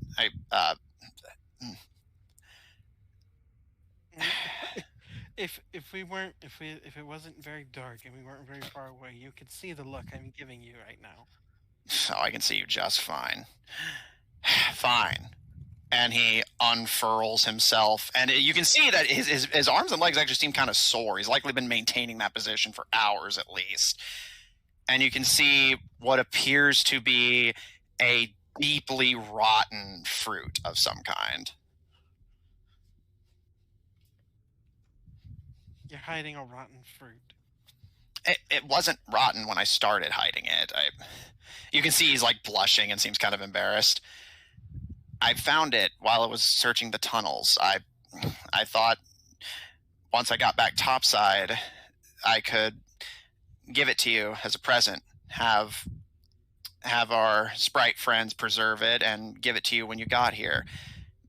Something to remind you of home, I guess. But they found me afterwards, and I've been making sure they didn't take it from me.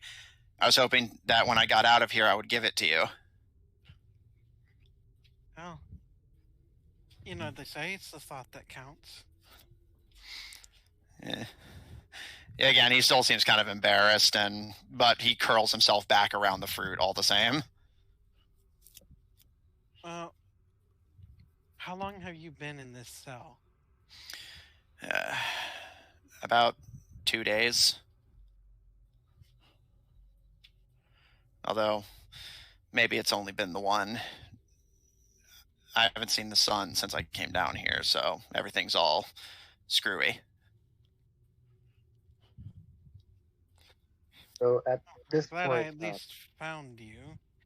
Now I just gotta wait for someone to spring some kind of plan. We're open to ideas. Like, already planned. Yeah. Who's your friend, I'm assuming, in the cell with you? Oh, his name is Grelog. He can do things. He can like change. I've even seen it before where he changes shape, right? Oh yeah, multiple times.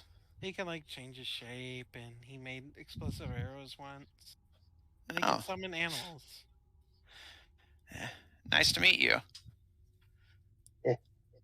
nice to meet whoever's there too, but I gotta get some sleep. Oh, sorry. He's my he's someone I know from growing up in the village. Is this the one that you're so hell-bent on finding? Yes. His name is Ual, by the way. Ual Salukar. Nice to meet you, Mr. What was it you said? Grelog. Grelog. Yeah, nice to meet you too. We have some other friends who, I hope, I'm like 90% certain that they're gonna do some kind of plan to break us out. Well, I've got my own plan. At this, you can see several. Because I don't want to fight spiders with my bare hands. Yeah, and I'll say, with that in mind, you guys, for the first time, turn your attention directly below you. And you see, below you is a thick, matted nest of spider webs. With immediately visible are 3 giant spiders, just nestled in almost this pyramid in corners of the pit, just waiting. And thinly, Ivaebhin, you can just barely make out flickers of the little bits of candlelight you could see at the depths of the trench. And from the looks of it, even if you got out of the cage, if you didn't have a way up, the only way is down, which if the spiders don't kill you and the webbing doesn't trap you, it looks like it's just a sliding hole that spits you out into the chasm below you. So there was one more thing Ivaebhin wanted to ask. Go for it. Did Goo follow you down here? No, I told them it was probably for the best if they stay behind. They said that worked fine with them and that they had plans of their own anyway. Yeah, would have been. They might have actually been helpful in a time like this. Maybe. With what these cages are made of, and he kind of knocks his fingers against the bars. Probably would have been just as trapped as I am, honestly. What did the cages seem to be made of? At a glimpse, it's cold, it's metallic, it doesn't seem like steel, so it's most likely iron. Does Ivaebhin know what the significance of iron is? I'll give you that one as a freebie, given you grew up in a village of the fair folk. The fair folk are rendered essentially powerless by iron. It basically nullifies their specific breed of magic. Oh. Would that have caused I our glamours to go away then, since it's their magic? It's quite possible. You two haven't paid special attention to each other, and nobody's reacted on your appearances being particularly unique. Does Grelog seem like their appearances changed back? Ivaebhin, as you kind of crane your neck because you can't exactly shift fully, indeed, Grelog is now in what appears to be his default form. Although, when I say default, that's a bit of a strong word. Grelog, as I don't recall if Ivaebhin's seen it before, what does your form look like when there is no adjustments made to your appearance at all? Oh, so even his usual... Because your magic is the same type as the sprites, as we've established. Oh, yeah. He actually doesn't have a form. He's more like a shadow. Ivaebhin, Grelog's form appears to be shadowy. It's actually hard to fully focus on it. Is that what you really look like? Well, what do you know? So it is. Been a while since I've looked like this.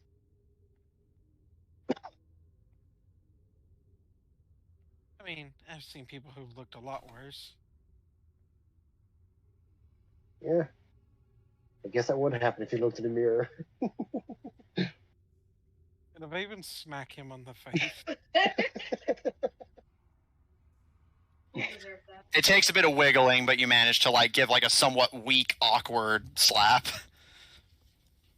I gotta have some sort of laughs down here.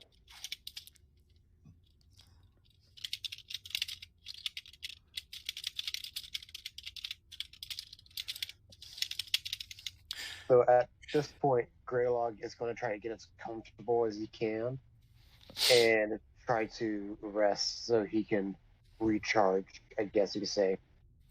All right. I will say, as you're settling in to do this, you hear a voice from closer to you in the darkness speak up. Ivaebhin, at a glance, you can see it appears to be one of the three orcs that are all in separate cages. This one, the one that's speaking closest to Grelog. You said you had a plan.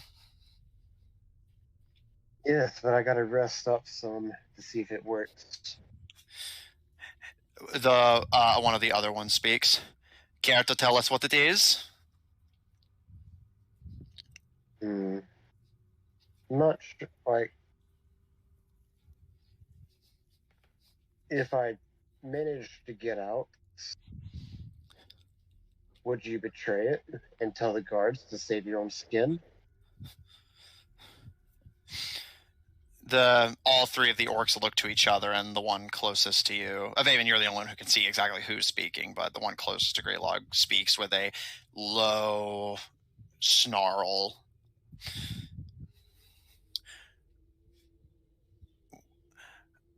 We want the Dark Elves dead, and we want to go home. If Well- I help you, will you exclude me? They look to you and they kind of... Let me actually check if orcs have dark vision.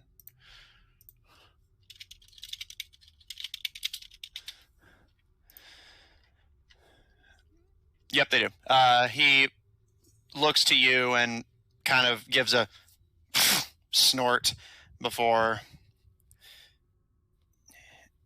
If you help us get out, fine. Because I don't like them much more than you did. I didn't even grow up around here. I grew up with much better elves. You can see you all give a wide smile from the cage across from you as the orc leans forward, their tusks practically ramming into the iron bars. Tell us the plan.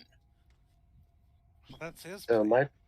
my plan is, if my magic still works, I can change into other animals.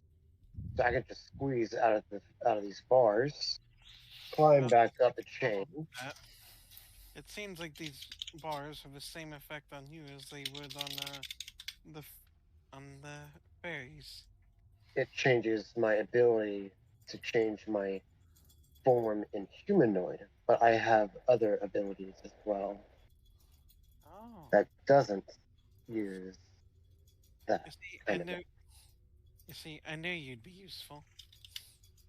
So I can just climb up this chain, and those levers didn't look too difficult. I can just raise everybody's cages and get you all out.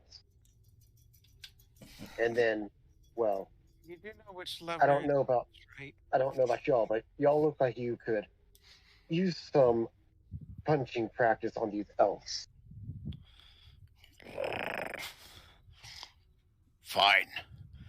But watch the levers you hit. Well, because he saw them working with the levers to bring them up and down, yes?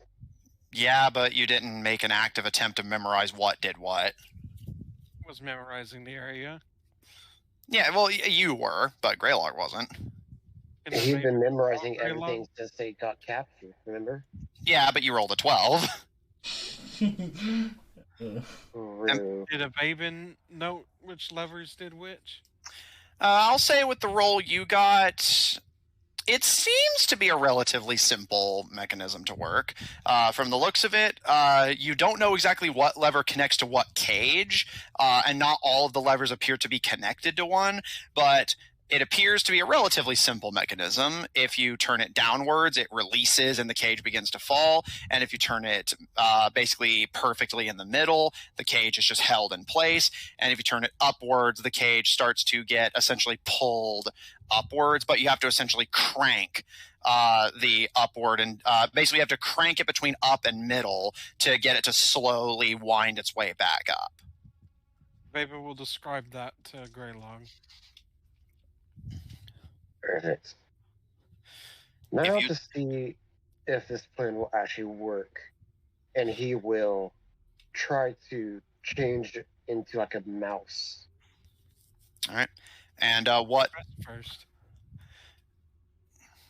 Well, Grelog? mouse, rat. He's just testing to see if it even works before he wrecks. What ability are you using for this? So this, let me see. Wild shape. And I'm pretty sure, but you should still have a use of wild shape, right? I still have 2. Okay, I thought so, just making sure. All right. Indeed, when you use wild shape, you turn into a mouse. And you can hear several murmurs from those who are capable of seeing in the dark, give like audible gasps and start kind of chattering to each other. The halflings all kind of like turn their ears up and look around. What's happening? Did it work? Yes, and he'll change back. Yes. So like dark. give me a few hours to rest, and you will have your freedom. I can almost hear the fields again. Okay.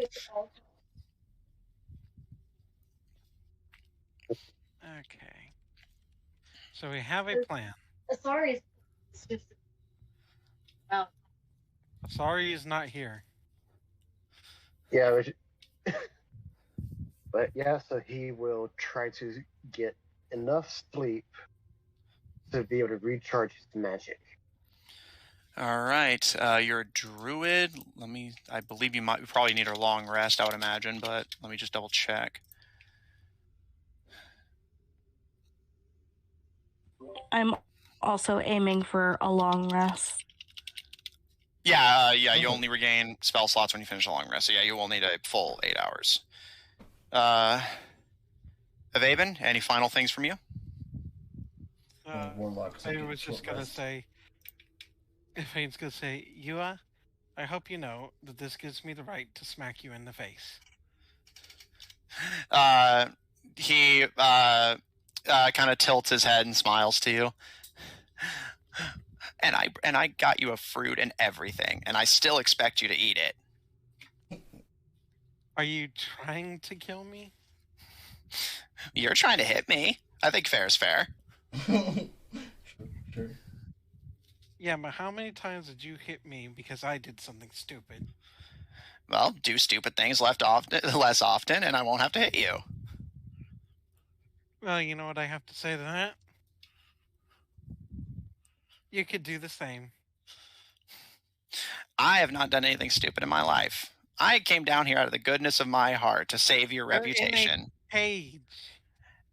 The fact that I'm in a Dangling above cage. Spiders that want to suck out your insides. You know what the Britannians say about the best laid plans? Oh God, you're bringing up the Britannians. Don't fucking say it. Don't do it. You're cruising for a bruising, boy. Don't even remind me about them. Well, where'd you end up going when you left? Oh, I just kind of went around, kind of just looking for anything that might lead to something good. And I think I've possibly found something, though there may not be what the rest of my group seems to think it is. What'd you find? I think we could talk about it a little bit in more detail once we get out of here.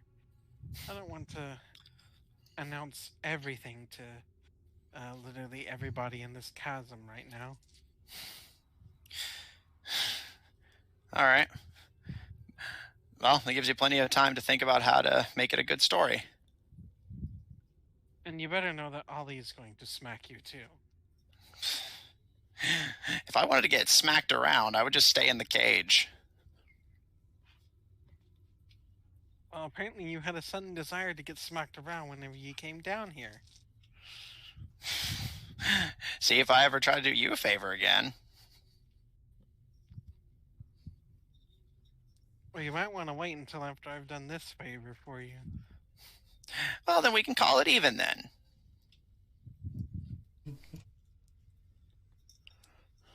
If anything, he'll owe me a favor. Yeah, oh, don't you start too.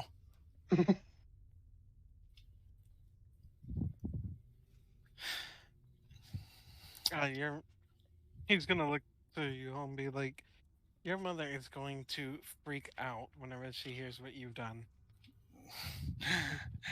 You all kind of rolls his eyes and leans, kind of curls to it so his back's against the bars, still keeping the fetal position to protect the rotten fruit. And yeah. It might be almost as much as that incident. You know what I'm talking about.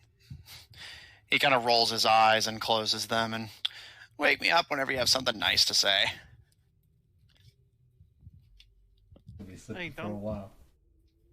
Don't you know saying mean things is how I deal with stress. As soon as I'm not stressed, I will have plenty of nice things to say. Well, you're going to be... are you taking a vow of silence, huh?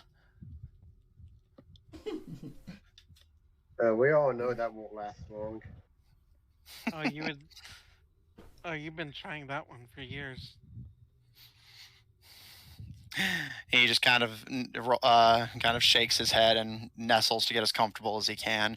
And while his face is mostly hidden from view, you do see a slight smile on his face as he curls in to start meditating. Well, I guess got time to waste. I maybe might as well do the same. All right. Got nothing better to do. Okay. With that, you all get a long rest.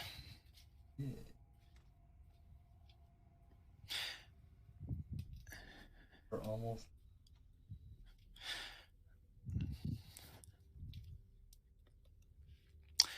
Paul? Even with the bugbear's assistance, prowling the city for several hours, even with his assistance to see through illusions, you are not able to find scale nor hair of Asari. And eventually, when you return to the base, the bugbear just kind of shakes their head and it's no good. The city's huge. They could be anywhere. I say it's best we just go through with the plan and hope they find us.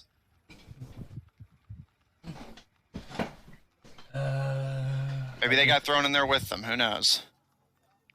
You could be right. And you're not wrong. I guess they would most likely be there at some point. So I guess how are we proceeding with this plan? I already got the pieces set up. Some old friends of ours are digging some tunnels to get above the claw, and you two, and he gestures to Flower and Fall, or rather, you. That's weird. My friends will show you where the tunnel is, and we're gonna get a small boulder, or at least a big enough one.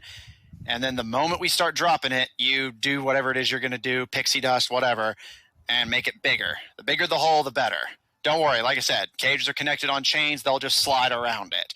It's not going to tickle, but it's not going to kill anyone. Wonder whose plan's going to start going off first.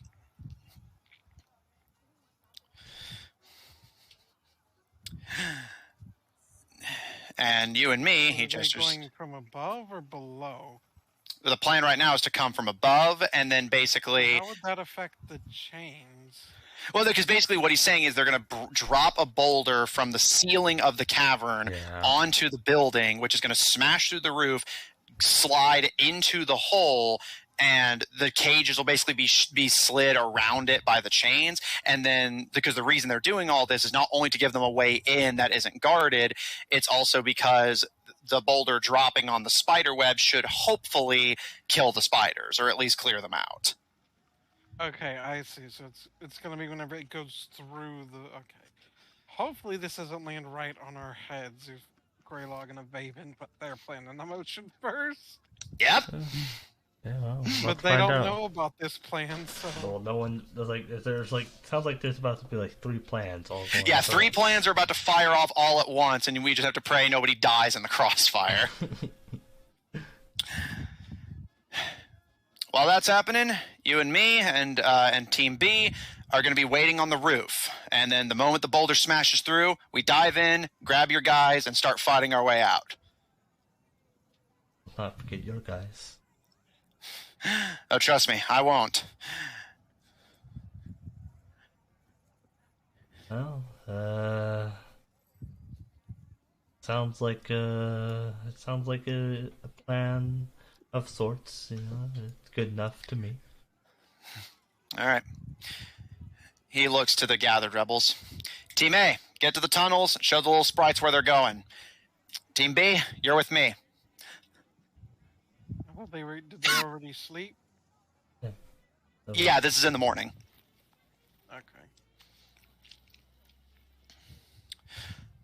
All right. Paul, you have no idea where Asari is, but one step at a time. Let's get Ivaebhin and Grelog out of that cell.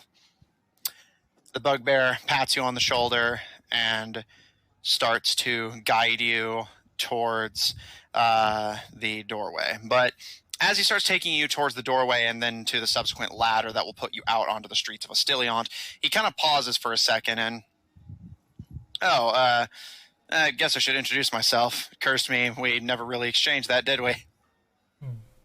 No, we did not. He smiles and holds a name out to you. Call me Fenris. Fenris Brigadier. Paul. Just Paul. Well, just Paul. I'm going to need you to watch my back in there. I'll get your friends out first, and then you and them are going to have to hold off the guards while I get everyone else.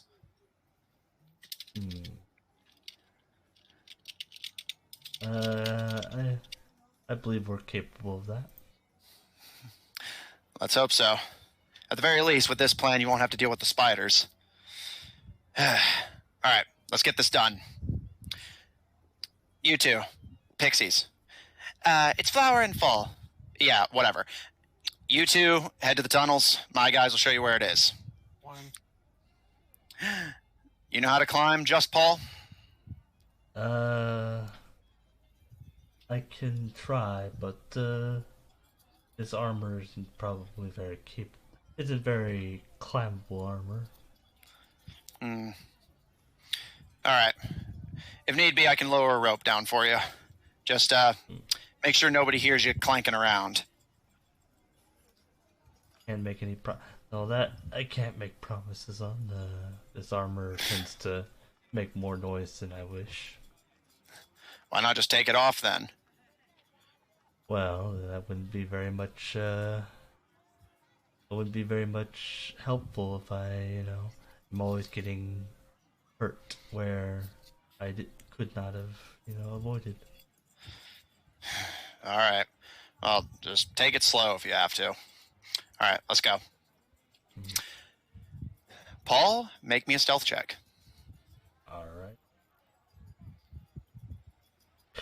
Don't fuck it up. Well, I mean, we've talked about the armor. If I have disadvantage, roll, natural 1. I got a 19 and a natural 1. Oh. Oh, do you have inspiration? No, we never got any. Oh. Never went to the thing and got. Matthew's reaction was pretty funny. Yeah. We'll come back to you. Is it going to be so loud that even if Ivaebhin and Grelog can hear his armor clinking? We'll see. Sorry. You awaken the following morning still in your room in the inn. You got through, I'd say, about a third of the Arachne Bible before having to call it for the night. A surprisingly interesting read, though, and it makes you feel very empowered as a woman. Nice. I'm gonna steal it. It's mine now. Make a sleight of hand check. I'm just gonna put it in my backpack. Yeah, make a sleight of hand check. Yeah, this is mine now. Sleight of hand. That would be a dirty 20. I got a natural 19. Sorry, as you move the side table away from the stone door and start to shove it open, you slide the Book of Arachne into your backpack. And as you start making your way down the stairs and out into the inn, it appears that breakfast is being served. Okay, I'd like to also have it said that I am disguised again as the beautiful dark elf woman. Yeah, so yeah, I'm doing it in my bedroom before I even leave. No, yeah, that's fair. I'll allow that, but just not make sure you knock and then off. I'm also, there's a list of things that I'm going to be casting on myself. Okay, what else would you like to cast?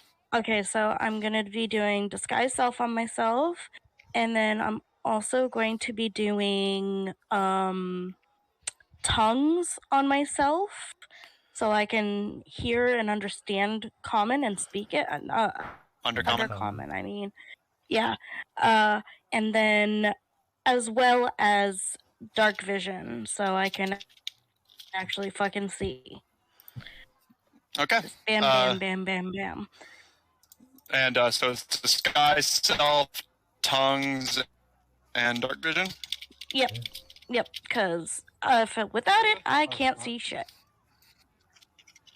Oh, I have plenty. Just making sure I'm that fine. you can... Yeah, you can. Yeah, none of them are Tongues. concentration. They're fine. Yeah, that's what I was checking. Okay. Mhm. All right. Yeah. Casting your spells on yourself, you head downstairs. The woman gives you a kind of passing nod and a bit of a smirk. Felt like sleeping in, huh? Couldn't resist. Well, I hope so. I had the sheets custom made. Feel free to come back sometime. I definitely will. I'll give it a good give it a good rating on Yelp. She gives a nod, and although you can see as you kind of glance to her that she's looking you up and down, and you can tell she is checking to see if you stole anything. For all of her friendliness, she does not seem to trust you. No, that's absolutely fair. I'll just give her a slight nod, and I'm not gonna have breakfast. I am gonna head towards the claw, and I'm gonna try to do my plan. Okay. Ivaebhin, as per the norm, you wake up a bit earlier than everyone else. Is there anything you specially want to do as you and the other elves start to awaken in your cells? Gonna make sure he's just gonna look at because he snuck a short sword, right? You snuck, I believe, an arrow. Yeah, one of the explosive arrows. I think it was Grelog that he snuck a focus, and I believe. Yeah, I just got my focus. Yeah, you got his Great. focus. You got. I did a Yeah, I short just got my sword focus. and an arrow. Okay, then yes, you should still have your short sword then.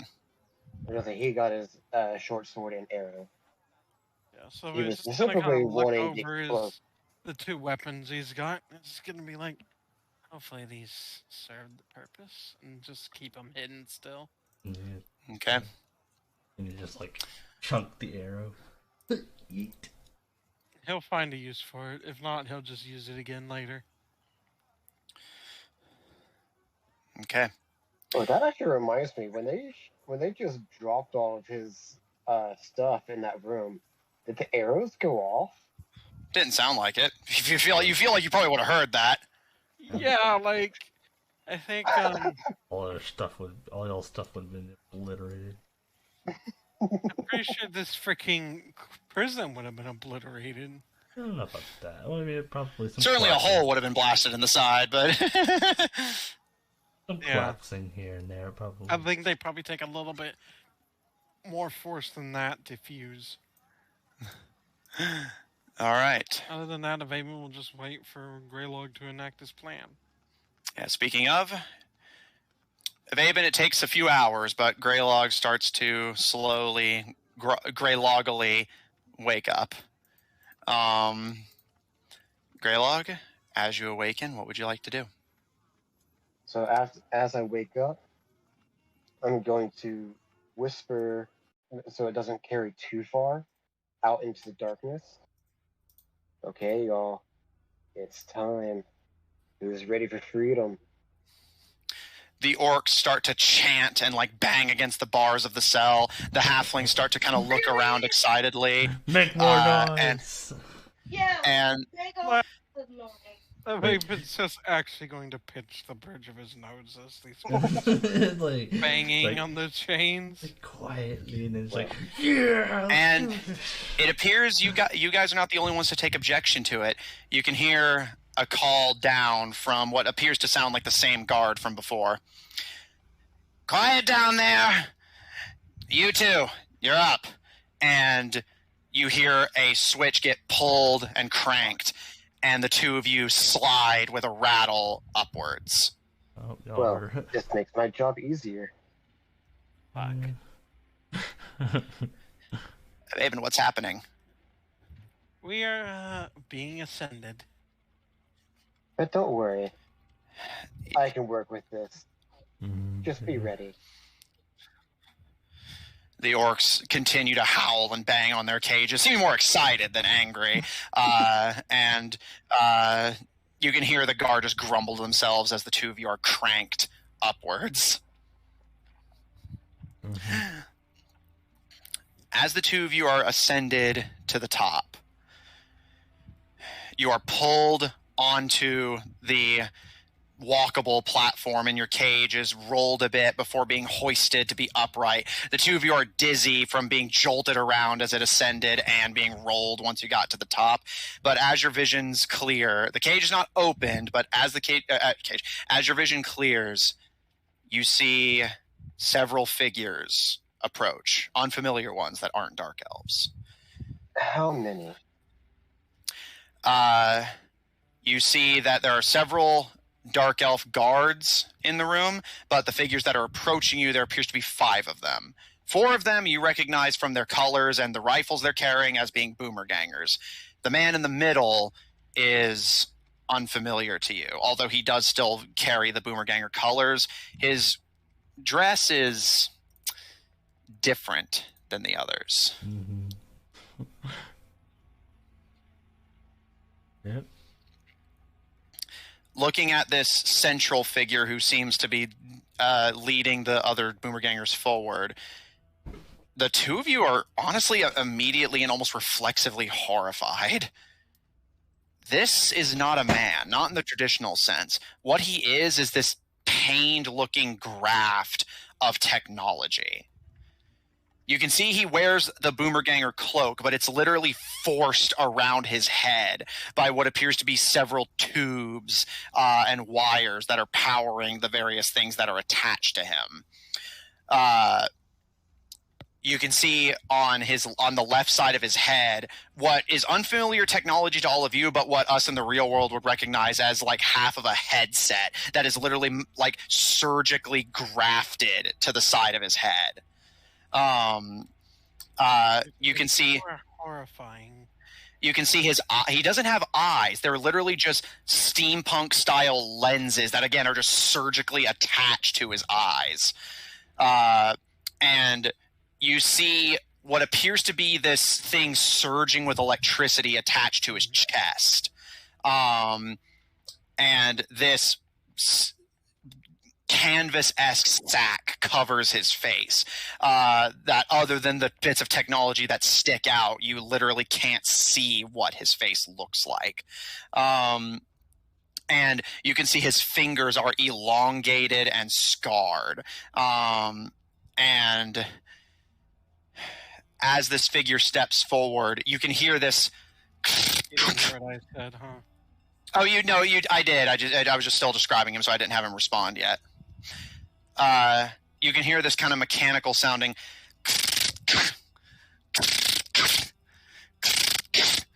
And you can't initially clearly see what's causing it, but Ivaebhin, as you say that, he stops about 10 feet away from the cage and tilts the sockcloth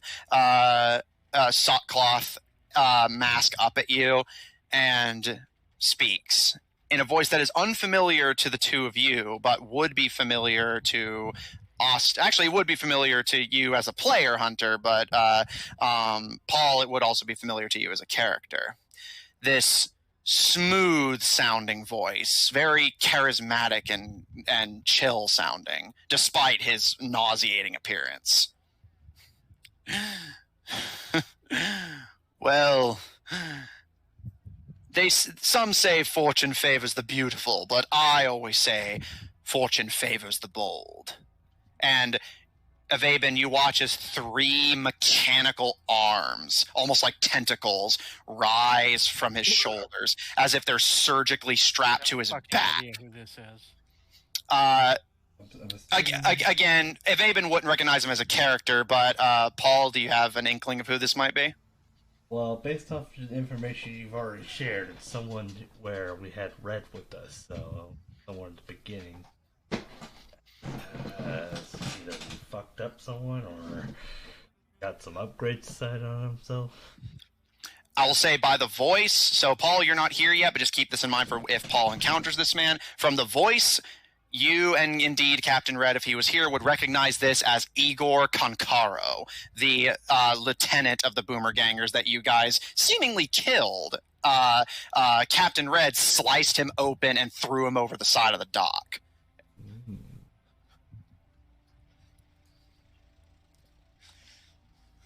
All right. Yeah. Have they opened our cage yet? Nope. This Boomerganger, his retractable lenses for eyes zoom outward to look the two of you up and down, and the guard pipes up. Are they the ones you're looking for? No. But it couldn't hurt to ensure that they don't have the information. One of his tentacle arms reaches towards the cage, but doesn't quite touch it until it starts to almost gently caress the inverted top of it where the chain connects. And he steps forward until he's 5 feet away from the cage, still not approaching it directly. I would prefer to do this peacefully if that can be managed. Where is the compass? What compass? Good.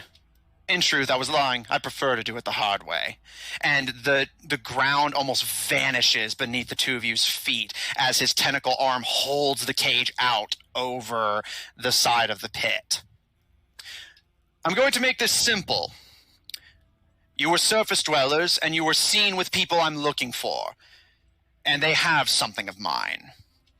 Tell me where they are or where my item is, and I'll let you go in the metaphorical sense.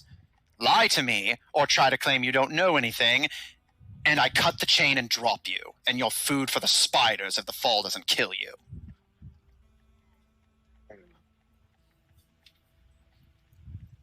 Not much choice there, is there? You are traveling with a knight and a twin-mind set of sprites. Where are they? Last I saw, they were at that mansion where we were captured. He turns to the guard, who kind of flinches a little bit, but that would be the Duchess of Ember's old estate. Also, they're not there anymore. They're probably coming after these two. I don't know. They don't really like me very much.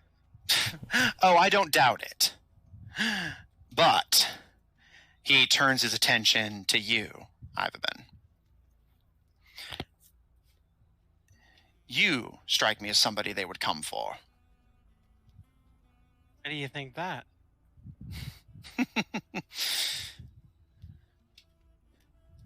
The man that did this to me, not the cybernetics, the injuries that made them necessary, was a monster. And there was unease on the expressions of their companions. They're good-hearted. They think they are, anyway.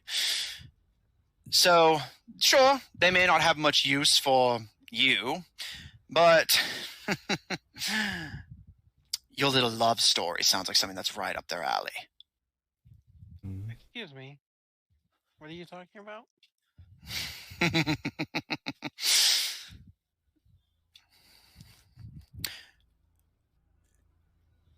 Are you positive you can't tell me where they are right this second? I think my grip's starting to slip. We don't know where they are. We got separated, as you can see.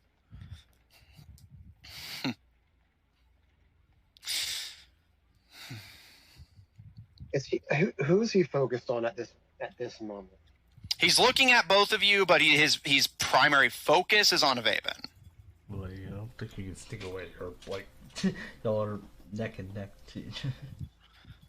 So Yeah. at this point, it's now or never.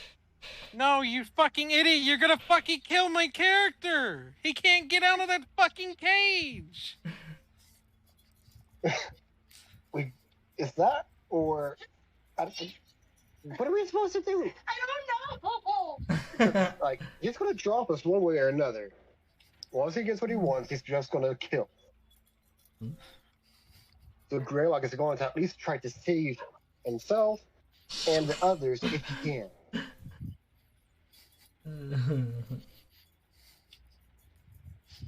But Look, we don't know where they are. we could help you find them. Oh, you're going to help me find them, all right.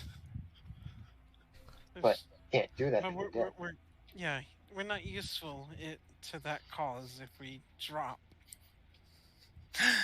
All right. How about this? Where's the wind breastplate? Its guardian still has it.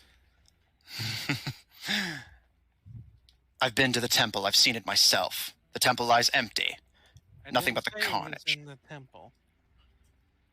Ah. Suppose I was right then. The group you're traveling with can't resist a good sob story. All right. I think I know how to make this work for all of us. You're going to stay right here. And when your friends come to get you, I will pry the breastplate and the compass from their cold, dead fingers. And he's gonna be disappointed we don't even have it. Yeah. I've heard worse plans. Although, and your cage starts to sway side to side as his tentacle arm starts to kind of sway it like a boat.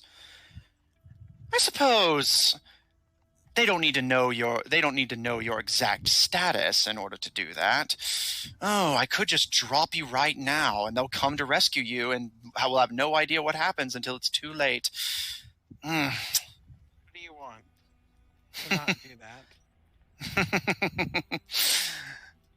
The tip of the metal tentacle starts to kind of tap on the bars of the cage.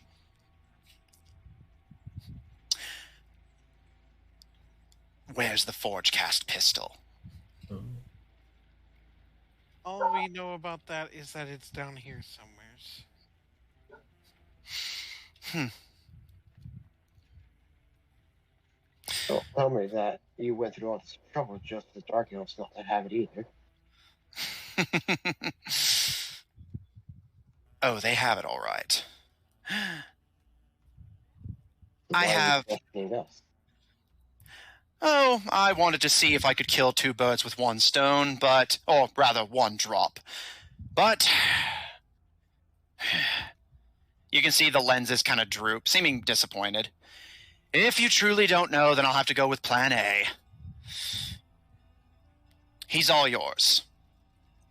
And he lifts the cage back over the side and drops it unceremoniously, although it thankfully doesn't fall over. And as you guys, again, have to adjust from the constant shaking and banging into each other, Ivaebhin, you see new figures enter the room.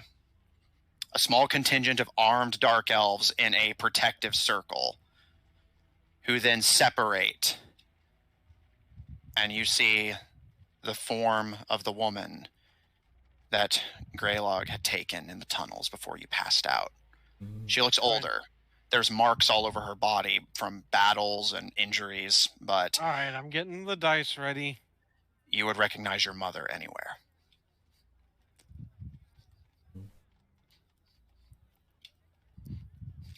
Make me a wisdom save at disadvantage. Already failed. Well, yeah, just still give me the result, though, because how bad you failed is going to affect it. It was a 2. And then the second roll is... Oh, I managed to find the one way to fail worse. Ivaebhin, everything goes dark. Grelog, as soon as you see the form that had been described to you by the guard, again, she's a little older and looks a little more battle-hardened than the form you had taken, but Ivaebhin passes out again and just leans helplessly against the cage bars. And the boomer ganger with the mechanical parts gives this somewhat stilted sounding laugh, and it takes you a minute to realize that it doesn't sound like he's laughing naturally. It literally sounds like his lungs are being forcibly compressed and expanded by his prosthetics rather than it being a natural biological reflex. So rather than it being this like, it's more of this, like as if he's constantly laughing even on the inhales. And the dark elf woman just raises an eyebrow. She has this stern, sharp expression, and a pity. I was hoping his experiences would have helped him grow a little stronger. Just as much of a disappointment as ever.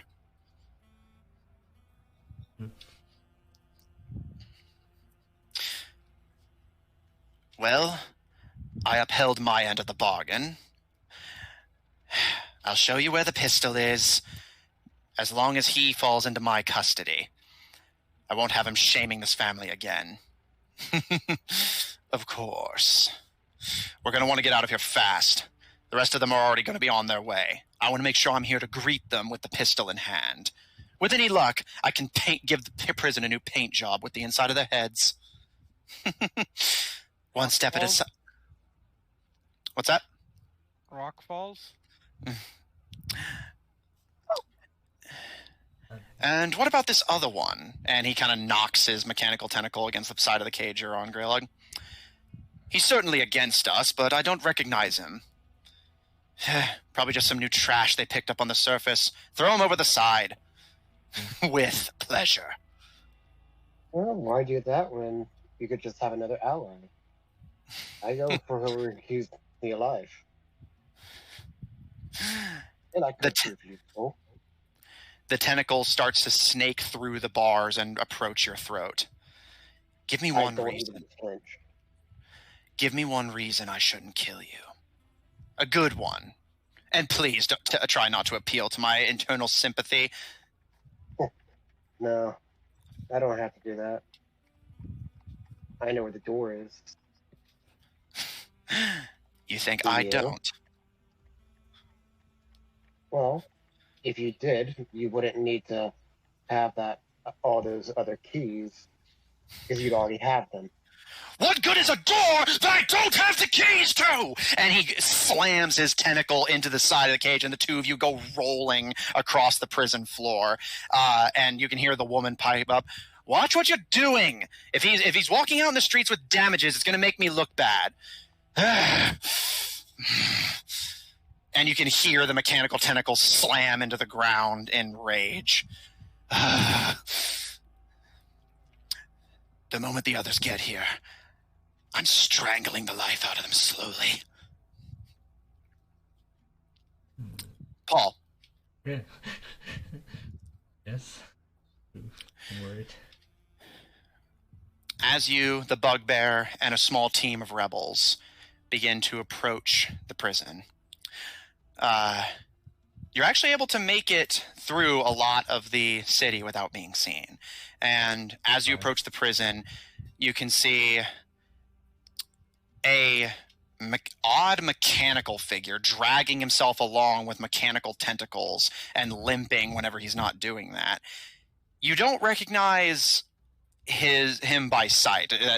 Well, again, it's mostly the voice that gives away that this is the man you met that day on the docks. But the bugbear points to him as the two of you crouch with the rebels in some nearby alleyways.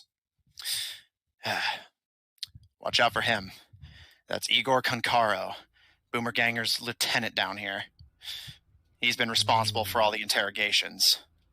And I will say, Paul, you do recognize the name as the spokesman you had met on the docks. Again, you assumed he was probably dead, killed by Captain Red. But it appears he survived, more or less. We have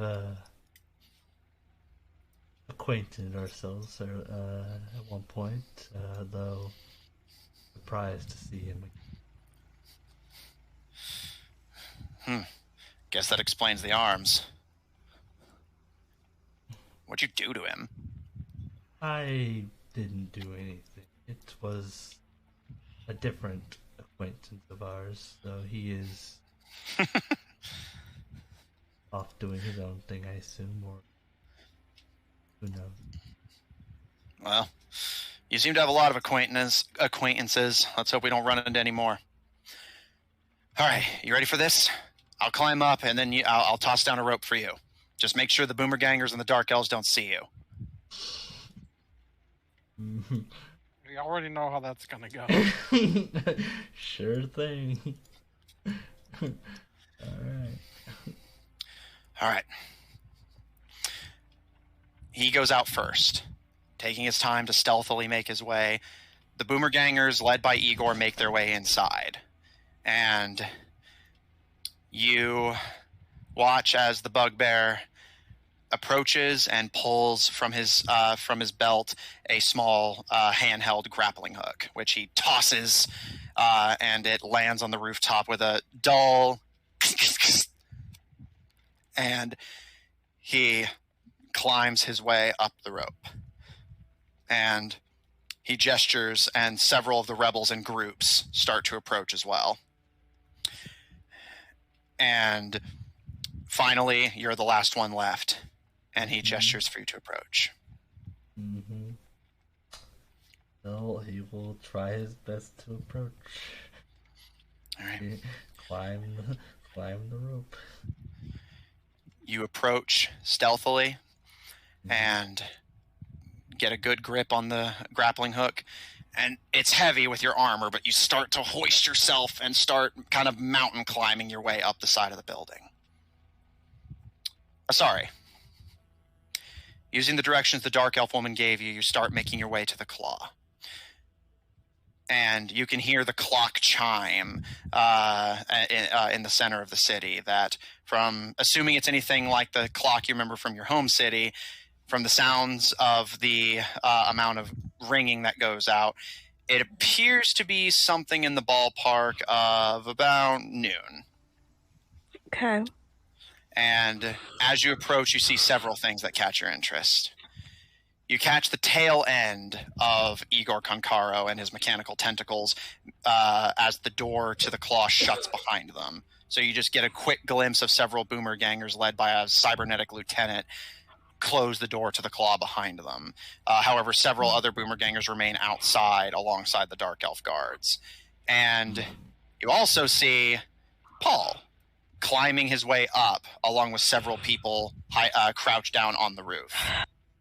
I just sigh heavily. That man is kinds of stupid. And I'm gonna go towards the claw. As you approach, one of the boomer gangers raises a hand and levels their rifle, which you recognize as the ones they had on the surface, at you. I kind of look at it unfazedly. You dare raise that at me? Just a precaution, miss. Boomer gang of business. I have a slave that needs to come with me. The Dark Elf looks to, or the Boomer Ganger looks to one of the Dark Elf guards behind them. The Dark Elf thinks for a second and shakes their head. We haven't captured any slaves recently, just surface dwellers. You'll want to search the other prisons. Well, that failed. The thought is appreciating, but he is from the surface. As useless as they are, they're pretty to look at. The Boomer Ganger squints and glances to the Dark Elves again, and...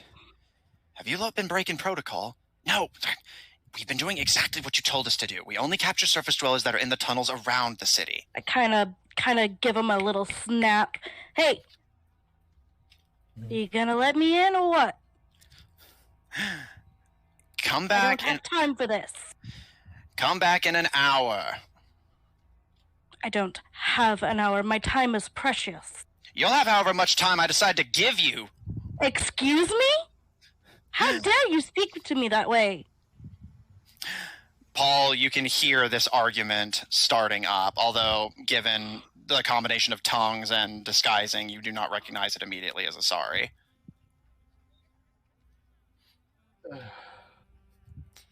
I will not get in the way of your precious leader. I just want my slave in and out, quick as bug. And you can be quick as whatever in an hour. We're busy. Get lost. Give him a little bit of a kick. Dare. There has to be someone I can speak with.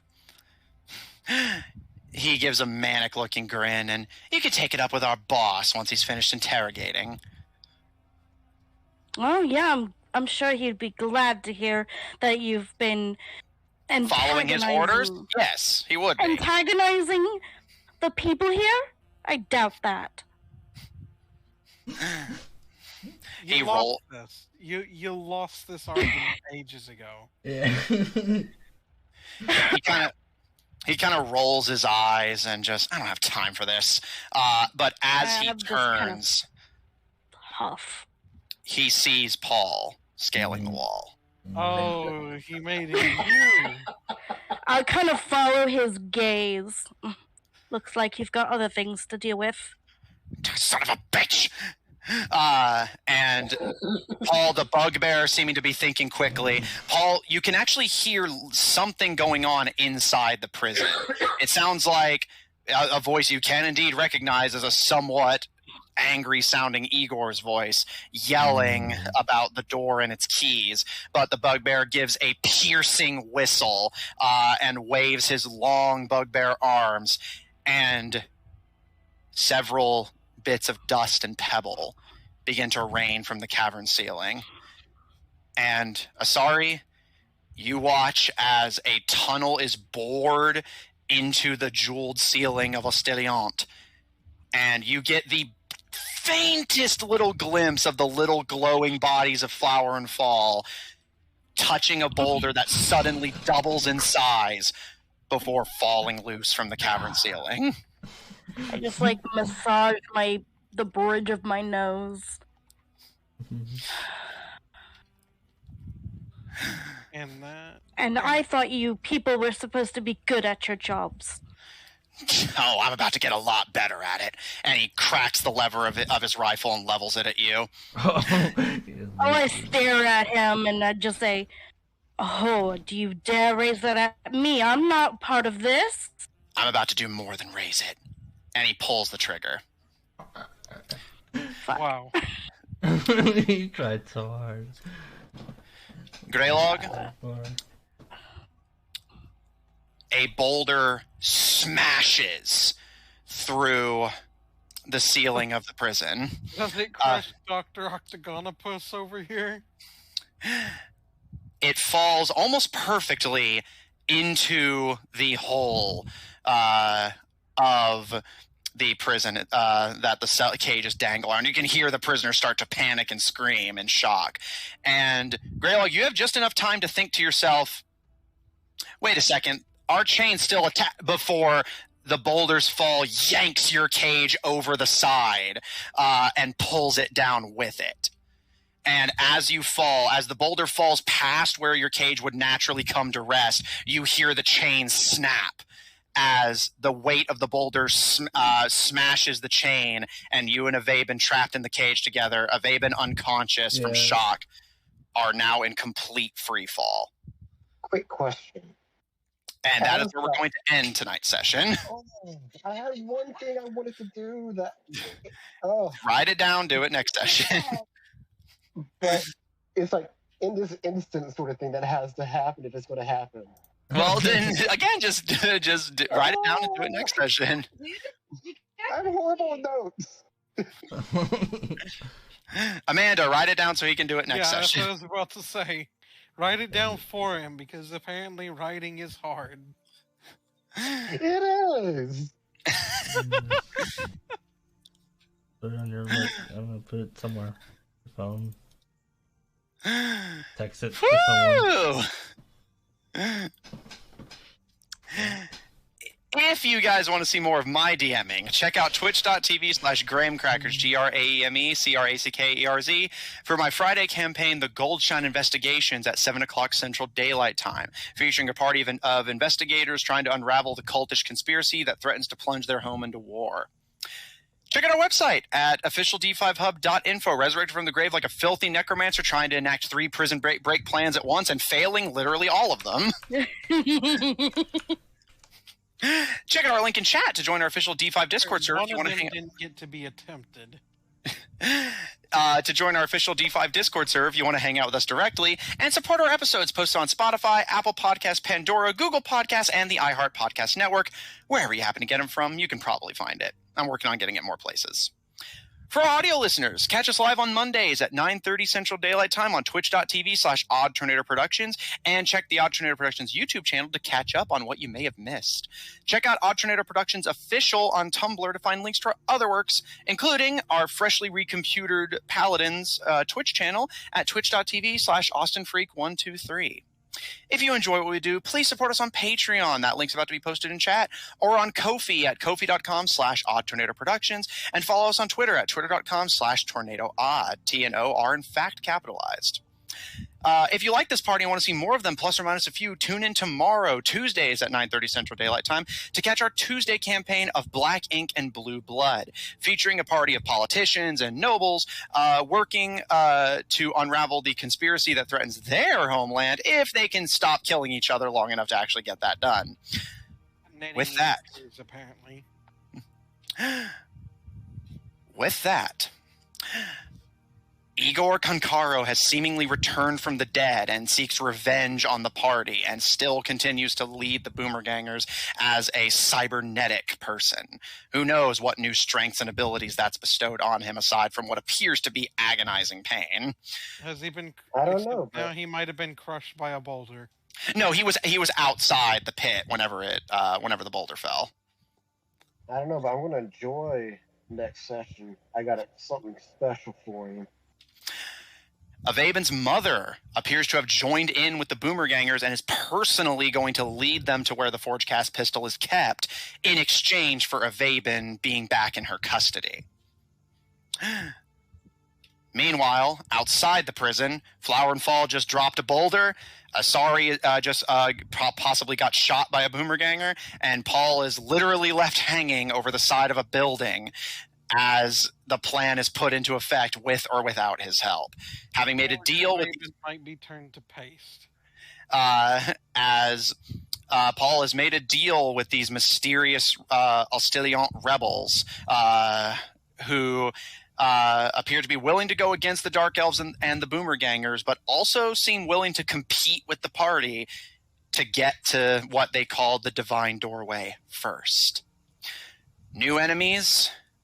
Enemies have made friends with each other. Not exactly new friends, but reunited with some friends, as the prisoners certainly seem willing to assist you in the breakout. Surrounded by guards, surrounded by Boomergangers, surrounded by spiders and falling and death. We'll see you all next week. Are we clear?